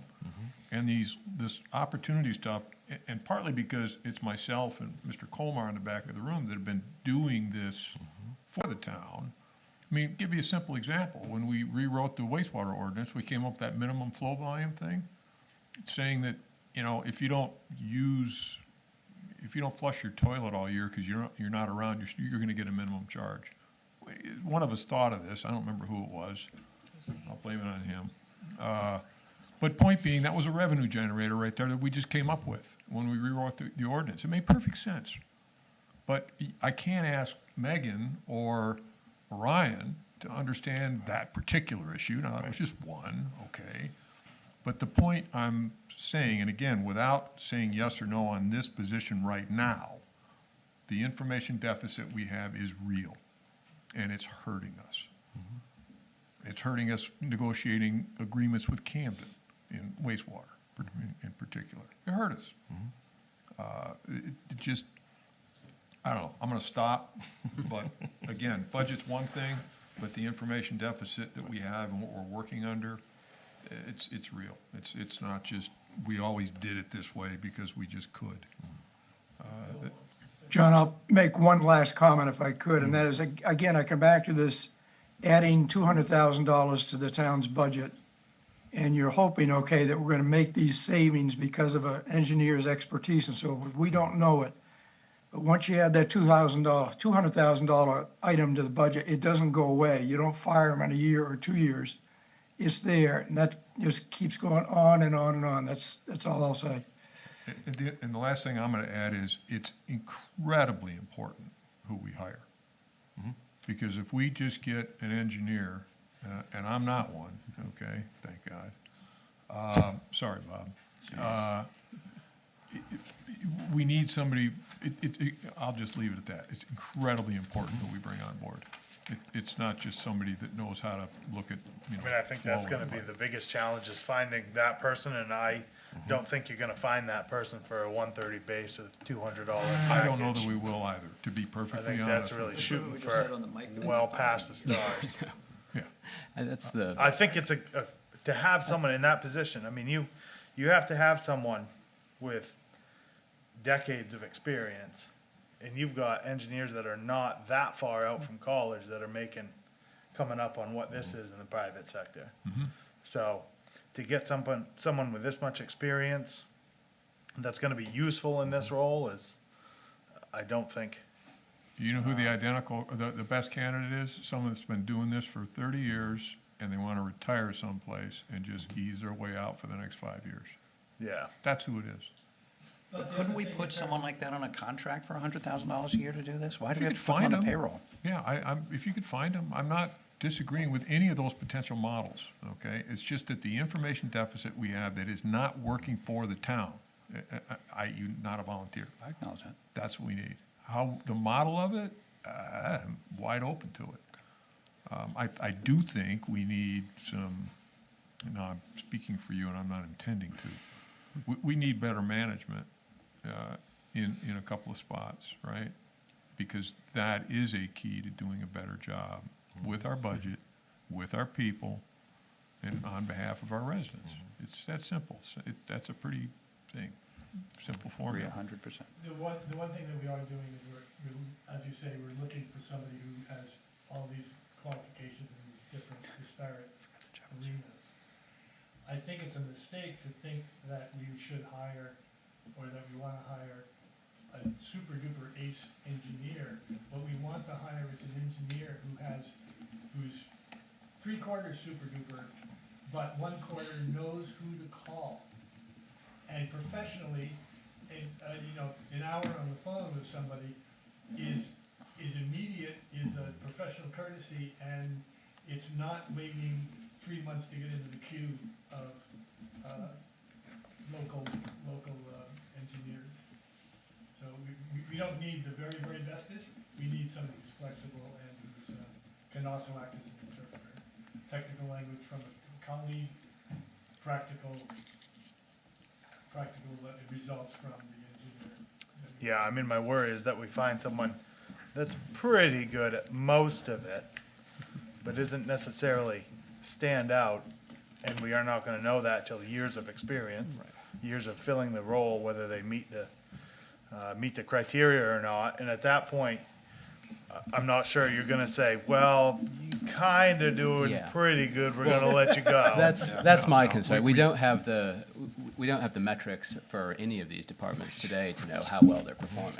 So it's, I think it's heartening, honestly, to hear you, I mean, not that I want to hire somebody and fire them in a year, Right, but, no, of course. I think you have to be able to walk back decisions and recognize when you're wrong, and I'm all for experimentation. But I think it's impossible to believe that we'd actually fire somebody after a year, even if we did have great metrics.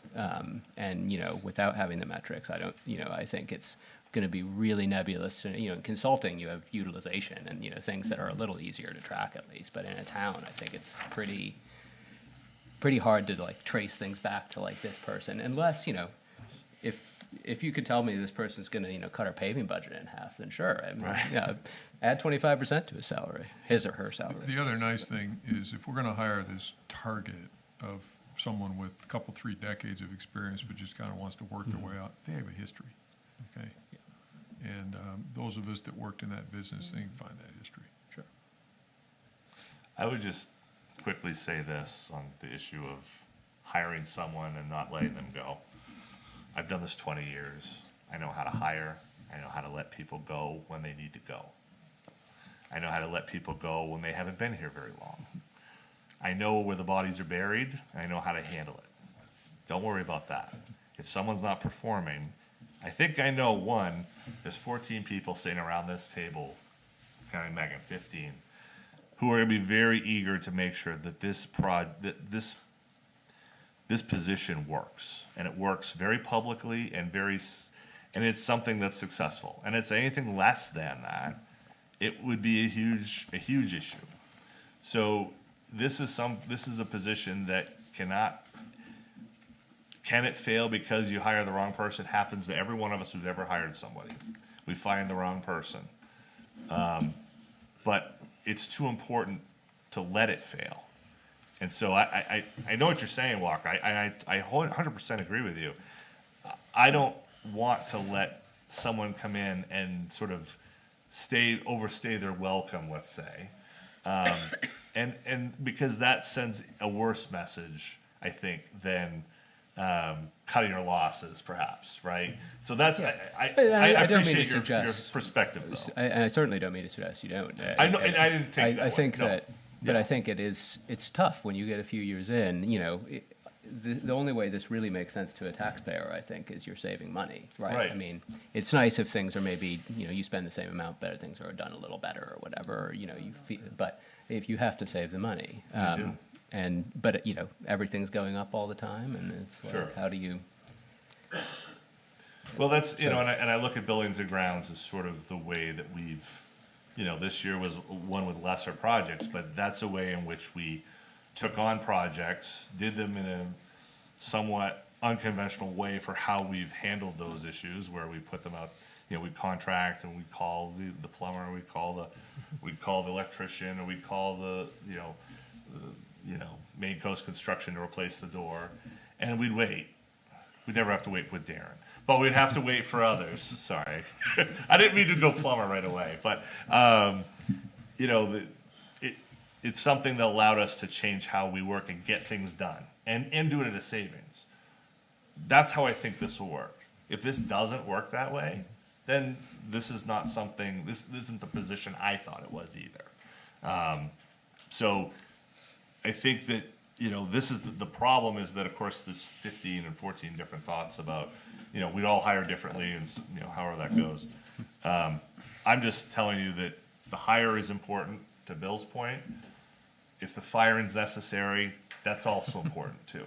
And we'll do that, and there's a way to handle it, I guess. The other thing I would just say to Clay's point too, we have a paving cycle, right? We have a 10-year paving plan. There's a number on that, and if it doesn't fit in 10, it bumps to the next year, right? So that's how we've set forth in those capital plans, and that's really our opportunity to scope out what our future looks like. So we can go through that capital plan, and we did this fall. What does our future look like? Well, we know there's 4 major infrastructure projects, one of which is this building.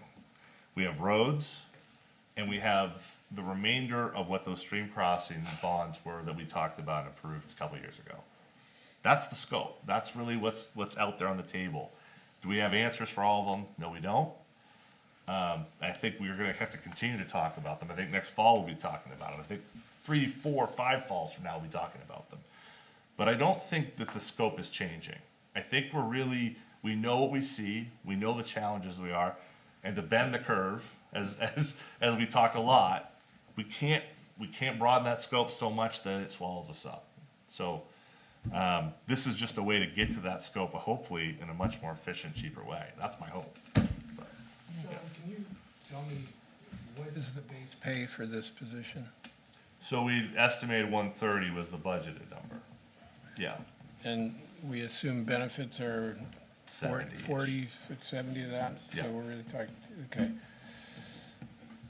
But of course, without a candidate before us to negotiate, you know, what type of, you know, to Walker's work with the benefits task force, that's a different percentage. That what we person nearing budget. retirement may not need the family plan. Right, Right, so, we could- you know, we would incentivize, so, you know, to your point, that's sort of where we were going with that, right? So, I don't think we're offering enough money for this position. It just feels, and I know based on some just back of the napkin kind of work, sleuthing I did around the area. Yeah. It's lower significantly than some of the towns we've been talking about. So I don't think we're gonna need more money for it if we do it. Some of these projects, I just had a question why they're even on this list. The architects, they wouldn't be affected by, Those aren't, you don't need to get, I don't think that's well, relevant at this point. it's more of just a distraction to me that this spreadsheet, I don't understand why we're even looking at it. Well, I think we're looking at it because the total cost, we're looking at design and engineer, is involving scoping projects and involving oversight of projects. So I wouldn't get too wound up about 2A architects is in there, but if we were starting out building a new fire station now, would this person be part of that conversation? Yes, they would. But so would 2A architects again. To a But degree, but but not a to lesser degree. To a lesser degree. I mean, architects provide Right. building management oversight as well as the original design. Exactly. You know, it's mentioned that this position would take over responsibility of several departments, right? I think a lot of people might be assuming that, well, we already have managers for those departments. So why put another manager on top of these managers? Right. So you're, Being as indelicate Yep. as I can be sometimes,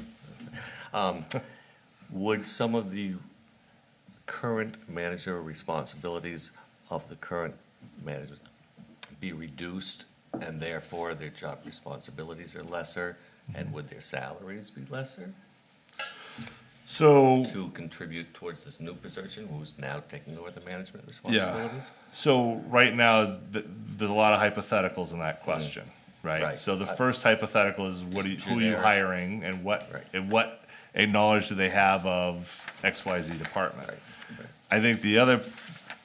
I think that this person should be empowered to make those decisions and those recommendations, one. Two, I think that there will be a shift of responsibilities that will occur. So for example, we talked the other night about mowing, right? Bringing in 4 part-time people. Who's gonna oversee 4 part-time people in the summer? That's an added burden added to someone's responsibility that currently doesn't exist. When it's simply a pickup of a phone and call a contractor. So who does that? That's a potential. That's right. It's a pretty significant potential area that a lot of time will be invested in this summer, if that's, or a year from now.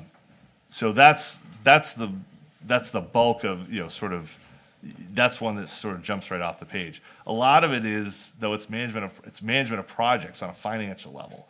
We had a conversation, Megan and I were talking about this, about one of the biggest burdens of her department is the amount of time spent the oversight of management of projects. Not in like going out and measuring, you know, what the work that's actually being done, but managing the invoices, where are they being coded? Okay, this is a grant, this isn't a grant, this is for this project, this is a wastewater project.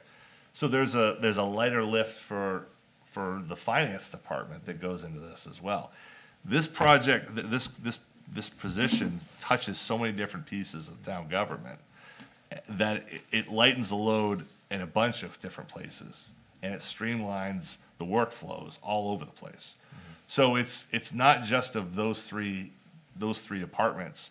I don't know if I could think of a department that won't have some impact that will be improved by adding this person to the mix. 'Cause I'm just thinking in the mindset of some people that may be at home listening, going like, oh, just more managers on top of managers. So that's a bonus that you've just stated that increases their value of having this position. Right. But We maybe talked not a the other night financial- about how we want to have Megan to be available to do those things. We sat down after that meeting on Thursday, and it's like, how are we going to do this? How are we going to get you in those places? I've got to find a way to lighten the load of what we're doing every single day. Those invoices that get sent to her, how do we sort of categorize and work with them? How do we find a way to sort those projects and have one person who is managing something that Ryan's got a hand in and Megan's got a hand in, and that needs coordination and oversight, and it's lacking right now. We need somebody to fill the hole. So this person would work with the manager. Yeah, So the manager comes and says, I have a problem with this, that, or the other thing, and we need, and this person would solve it, work with them. yes. Okay, so not necessarily, I mean, they're managing that. They're direct report.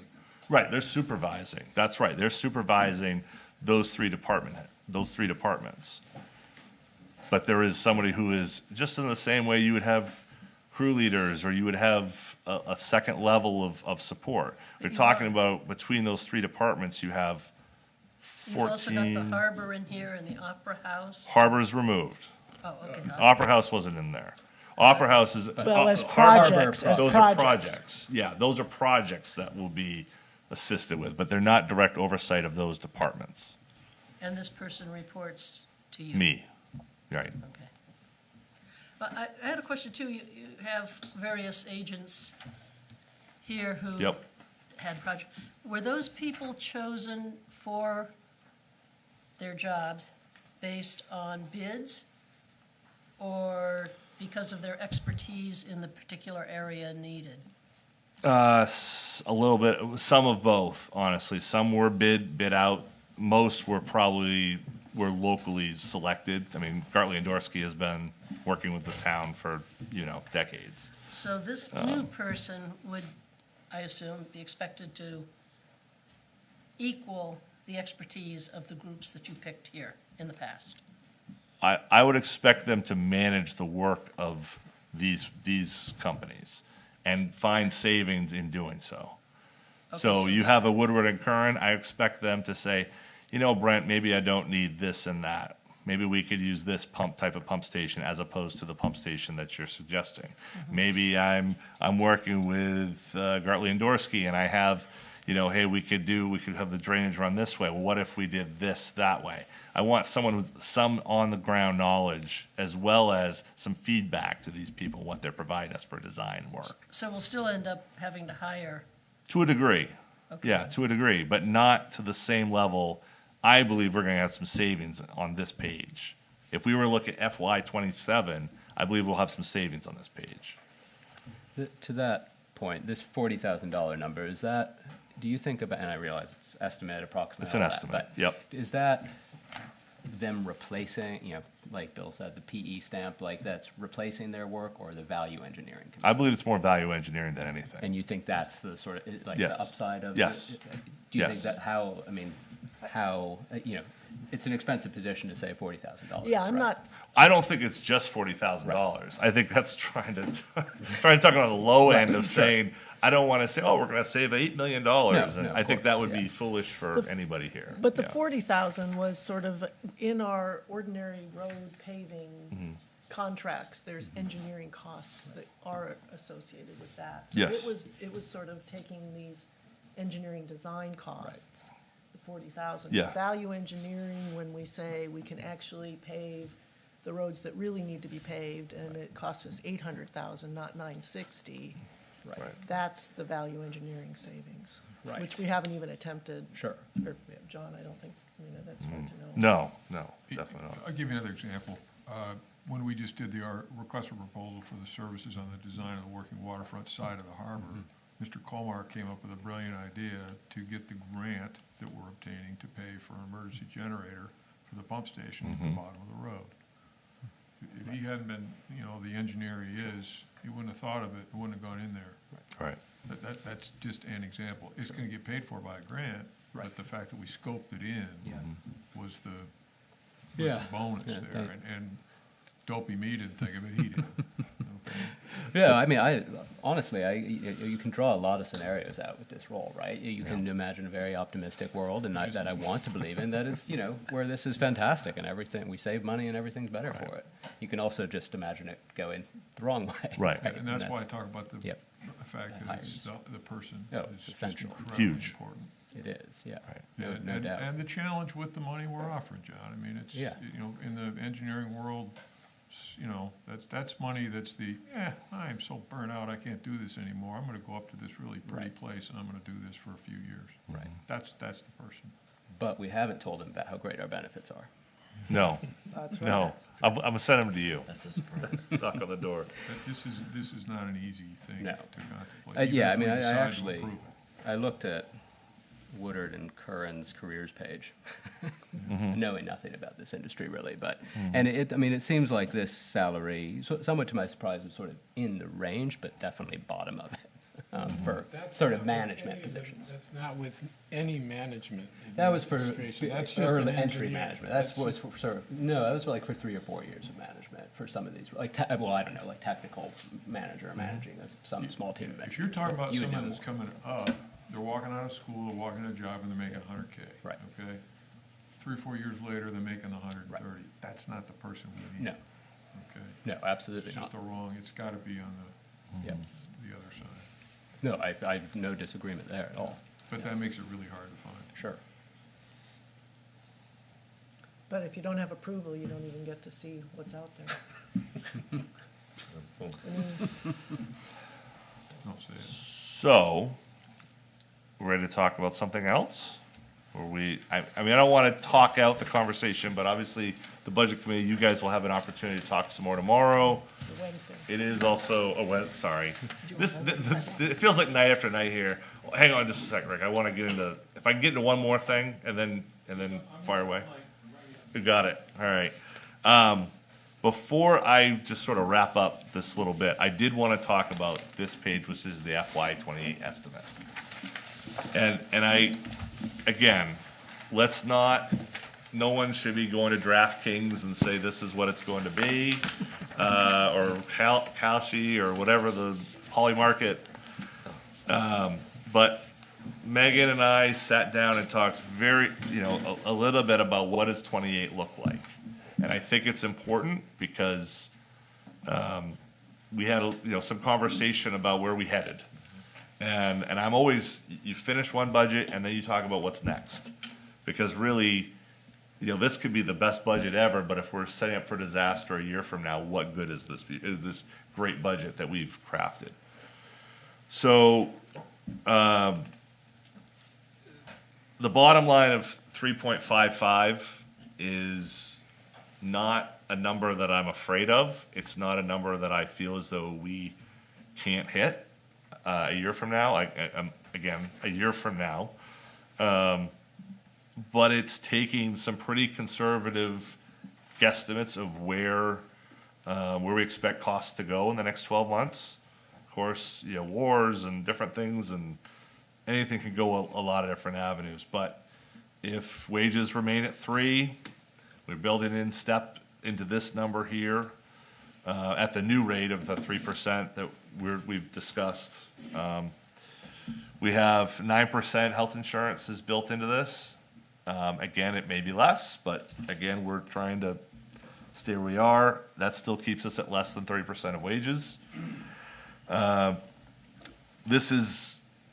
We've taken out the mowing contract money, so this is sort of under the existing thought process of 4 part-timers and all that goes with that, some other increases. We have some county and dispatch fees up at 15% for other contractual services. There is going to be a principal payment in debt for the stream crossing bond. Right now, it's only only interest that's in the existing budget. Next year, we'll have a principal payment as well. Supplies is pretty limited. We have fuel there. Capital, taking out the sidewalk, because obviously if you do it once, you don't need to do it again. The LED project, the streetlights is paid off, and that will be out, and then keeping revenues relatively flat with a little bit of a bump in excise. That gets us the 3.55. And there's some room in there to do some more work if more needed to be cut. We also know that a lot could happen, and there may be something else we haven't even thought of at this point. But, we're at 1 point, where are we at overall with the county number? 1.17. Okay, 1.17 right now for this existing year, as proposed. As proposed 0.76, but with the county number, it's 1.17. So this budget doesn't create a bomb that will go off a year from now for you. This does create a sustainable budget. I'm not saying that your goal is 355. I'm not suggesting that, but it's not a suggestion of returning to increases we've seen in the last few years or the last 5, and it's in the neighborhood of inflation. So that should give you some comfort. Of course, again, none of us have a crystal ball, so this is all estimations and the like, but it gives me a great bit of comfort to know that we're not putting you in a bad spot a year from now. So Does this include the 2 new positions in this budget? yep, this includes, basically it's if this budget was approved and where we are would be a year from now. Yep. So does everyone understand that? Any questions about where that leaves us? Of course, if you have changes, this may not be worth the paper it's printed on, but at least it gives you something to start with. So that's all I have for my benefit. Thank you very much. I really appreciate the feedback and the give and take. That's really how this process works best, and it really does help. That give and take is, even if the work doesn't go into the recommendations tomorrow, Wednesday, keep saying tomorrow, or the select board budget next week, or what's ultimately on the ballot. I think for those who were part of last year's process, it can be slow to get there, but it's not a cruise ship, but the battleship does turn. It just takes a long time to get there sometimes. So I appreciate your patience in that.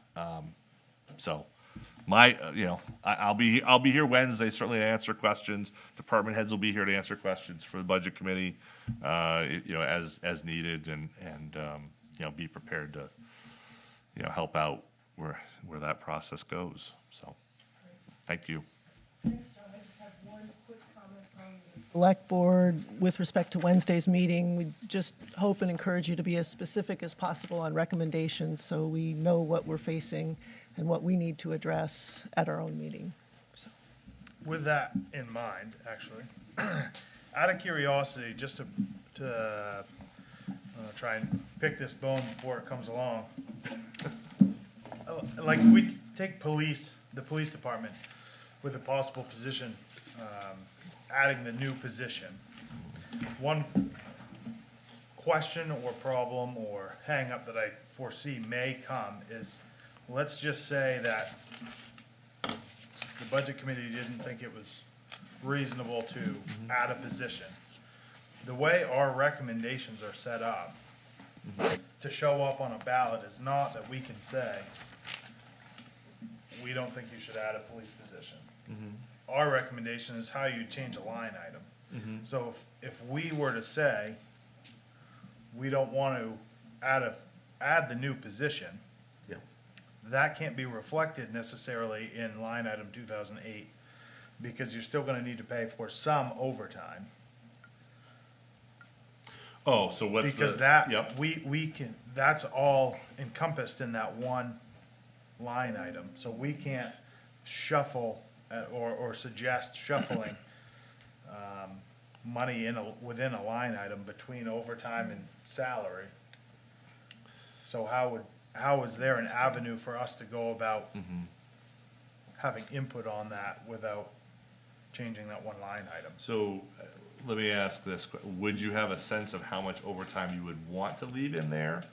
Or is the idea of, we would wanna remove it, and I realize this is hypothetical, so it's not, I'm not, but if a position was removed, let's say that position was removed, would it be so specific as to say, we wanna remove the position? And I don't think you necessarily need to be specifics, because of course, it goes down in the next section too, about FICA and Medicare and all that. Right. But would it be supposed so specific to say, but we want to include X number of dollars for overtime, or is it more of? Yeah, I mean, if you're taking a position away, you have, the role of that position Sure. was to fill in for Yeah, I got you. overtime. Yeah. So you have to build some overtime back in, Right. but because we don't have it broke down into line items for overtime. Yeah. Base salaries, all that, we can't necessarily, You know make what a the net- recommendation that's gonna show up on a ballot. Well, I think what I would, my suggestion would be, is that to make the policy change that you want to see. So if your sort of stated goal is, we want to remove one patrol position here, and add enough overtime in to make sure the department can operate, let's just say that. I think that's enough direction, as long as you're satisfied with it, that Megan go back and put a dollar amount to that. Usually what we've done in the past is there's a letter from the chair of the budget Right. committee that goes to the select board. And so maybe in that process, she can have the number, and before you sign that letter, you're happy with what that number is, and does that Yeah, sort I of? mean, I guess my worry is check that, the like, box even for you? trying to pick out overtime, since we added the last patrol position 2 years ago. Yeah. I don't think we've been fully staffed, right? No, So we have no, we don't Until even now. have an idea of, yeah, until now, right? So we don't even have an idea of, like, what overtime should be. I Right. mean, based off of, the current PD schedule, we should only have some overtime built in on Wednesdays, right? right, that's exactly right. So we're only gonna have, a limited number of overtime. Of course, there's gonna be some built in for PTO and all that, Sure. but we don't have any basis to go off for Hard- that because we yeah. don't have any numbers from a full department. Yeah. So if we wanted to say, hey, let's see what a year does of a fully staffed department, we don't necessarily have a mechanism other than, going back with Megan to see what the actual change would be to change that line item. Which isn't a recommendation that we can make Wednesday night. Well, I guess my recommendation would be, make the policy change you wanna see happen, and let the dollars of that, if you're comfortable with that, let the dollars work themselves out in the letter. So, she can go back and figure out, okay, well, that's from all these employee benefits and all these personnel services, that's what that amount is. And I think there's an estimate probably we could come up with for Wednesday night, having talked about it. I think we probably can give you a good estimate of what that amount is, in advance, but there might be something else that we're not talking about here. too. Yeah, right. Yeah. I think the idea is, I mean, I would what's the suspect that policy this you won't be want? the only department that. Sure, yeah, and I guess my point, Clay, is like, sorry, I shouldn't get away from the microphone. Yeah, if we can just seek out the policy goals that you wanna have, cause that's really what's important. And then the select board will have to, wrestle with those on Monday night. As long as what the ultimate dollar amount is reflects the general spirit of what that policy change is, which I don't think it would be dramatically different anyway. I think that's clear enough, and I think it gives the board Yeah, an understanding of what they need to do to then accept or figure out what to do with that. It does raise, so with overtime, I mean, I assume legally we have an obligation to pay overtime if that's required, even if we didn't get the full amount captured in the budget. Is that, how does, If they work it, we have to pay it. Yeah. Absolutely. I mean, there's a question, I suppose, to say, do you shut I down? guess we've always figured it out before, so. We've figured it out before, but it's, right, you know, yeah. It's. But that's helpful to have, if that position were to get voted down, that everybody understands that would increase an overtime number Yeah. as well. Yeah, and I mean, I think some of this too is just, I guess I also wanted to get on the table that, there's kind of a thought going into this that the budget committee is just kind of limited to these little box and lines on the paper. And it's good to hear that we can still make recommendations that are somewhat, maybe bigger picture than just this line item changes by this dollar amount. Yeah. I'm Well- not saying that we gotta reinvent the wheel here. Well, but I don't know what the Change the select charter board even, can but- do with respect to those. I mean, if it's not one of the items in the budget. But like I'm saying, if we just wanna change a I mean, it'll be Yeah, if in you the wanna- budget. yeah. But if we wanna change how a position is allocated, Yes. So traditionally, just to maybe help, maybe this helps you. So traditionally, it's based up, the way they've been written, it's been based upon the department, as opposed to like specifically a line. So let's say the aggregate number of that is $120,000, and I don't know that's what it is, but let's just say it is. So budget committee, you know, the letter says we recommend removing one position, and adding, you know, an amount for, Well, and that's proposed to add a new position, right? So you would be rejecting the proposal to add one position. Isn't that how this is phrased? That we're Well- adding a patrol position? yeah, right. That was my. He's not Yeah. eliminating It's a new current position, he's, Right. well, it's an amendment to, I guess the question is, what do you? Removing it from the budget. Reducing the proposed, Yeah, reducing the just proposed. taking Right. it out of the budget. yeah. But based on the overtime numbers that have been given to us, it's not reducing the overtime budget. Right. Yeah. That's the issue. It'd be increasing the overtime budget.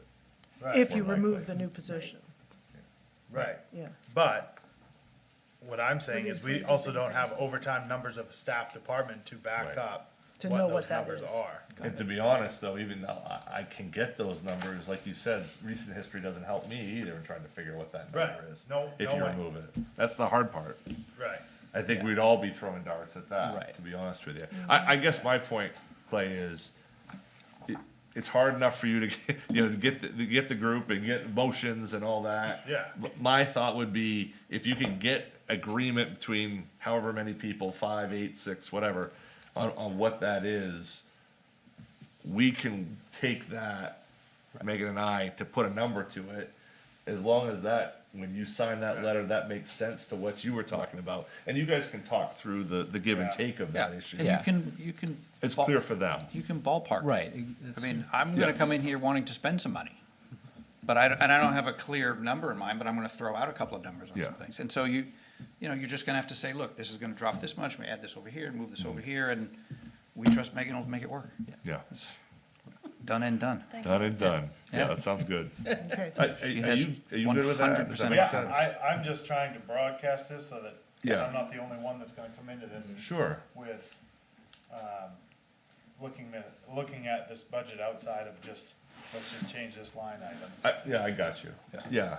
I think the most important, I mean, if I was, I don't want to speak for the select board, but for me, the most important thing is, and I think for the residents is, what is the recommendation that the budget committee wants to bring forward? Is that, Right. we've been through this and we think X, you know, and if that's a policy thing, you know, yeah, we want to add enough overtime to make sure the whole thing works, but we want to make this change. And I think that's, you know, how to reflect that on the warrant and all that is one thing. But then the discussion amongst the select board about, okay, do we like that, we don't like that? That's, you know, I think it'll be easier once the policy goals are clear. So, anyway, and where it's a ballpark. It's Yeah, I think- easier to have the policy goals work that way than to start with a number and go the other way. I So agree. It's yes. more helpful to the select board to get a sense, oh, they don't like this. Yeah, Right. And they'll have to figure out in Maybe dollars you and could cents bring what it it up. works, or what it works out to, Yeah. but it's, Yeah. it's more helpful to them to know what we, Yeah. you know, what we think they ought to do Yeah. instead of this. yep, that works. Didn't mean to keep us from your crosswalk, John. I think that's what you wanted to get on. No, at this point, I think we can just, unless Helen wants to talk about the crosswalk. Oh, Mr. Carp. I was just saying that I couldn't understand most of what Denise was saying. I watched the Wednesday's meeting, which I missed because I was sick, and I couldn't understand half of what she said, so I don't know where that raised sidewalk is. I just mentioned it, that Kim I raised it as one of those opportunities that the budget committee doesn't have to make a recommendation and the select board doesn't have to vote on it if everybody in the beginning just thinks that this isn't something we want, and we could cut that 25,000 out of the budget as is. But maybe given where we are now, you guys can talk about it on Wednesday night, and I don't think there's any benefit at this. Did you mean physically where it is, or did you mean Well, where it is in the book? no, I just couldn't understand what Denise was saying, what the Okay. discussion was based on. If the we ended report. up making a decision about it. Got it. Okay, because there are other crosswalks that need to go back in. Painting We is can a value wonderful thing. engineer that Wednesday night. Well, I've got two neighbors. We're not who qualified. have plenty of white paint, and we're ready to go out at 2:00 in the morning. and You're probably not alone. Well, thanks, everyone. Thank you, everybody. Oh, Rick, hey, there you go. So, we talked about the public speaking at some point. Yeah, that I've been will, sitting here 4 nights patiently. So is that gonna be Board of Selectmen meeting on Monday? that's March 30th is the public. Yep, March Is that 30th. the right? I have a lot of people watching me and asking me to ask that question. Yeah, March 30th. March 30th? Yeah. I think Select Wednesday board budget also. meeting. Yeah, I would assume that most of the other budget committee members, I don't know as we've actually said no to it, but I would assume that our meeting Wednesday, where it's just a budget committee meeting, that we're gonna be open to public comment. Unless there's massive objection to it, I would assume that's the whole point. Well, that's not the whole point. That is a large point of that meeting, is to get the public involved at that step, so that we can I don't think continue. many of the public know that, so hopefully you guys can get that out somehow. Well, I mean, you haven't, you talked about it right now, so. Yep. all the public these are all public meetings, yeah. And I, on the other side of that, not that I'm looking to have a big conversation, I want to thank each one of you for your time. All the way through. You've got some good thoughts, you put some method into it. For me, thank you.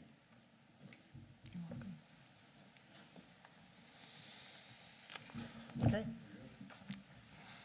All right, all right. see you all Wednesday, Wednesday night. not tomorrow, Wednesday. Get a night off. I might come in anyway, just for Right, just fun.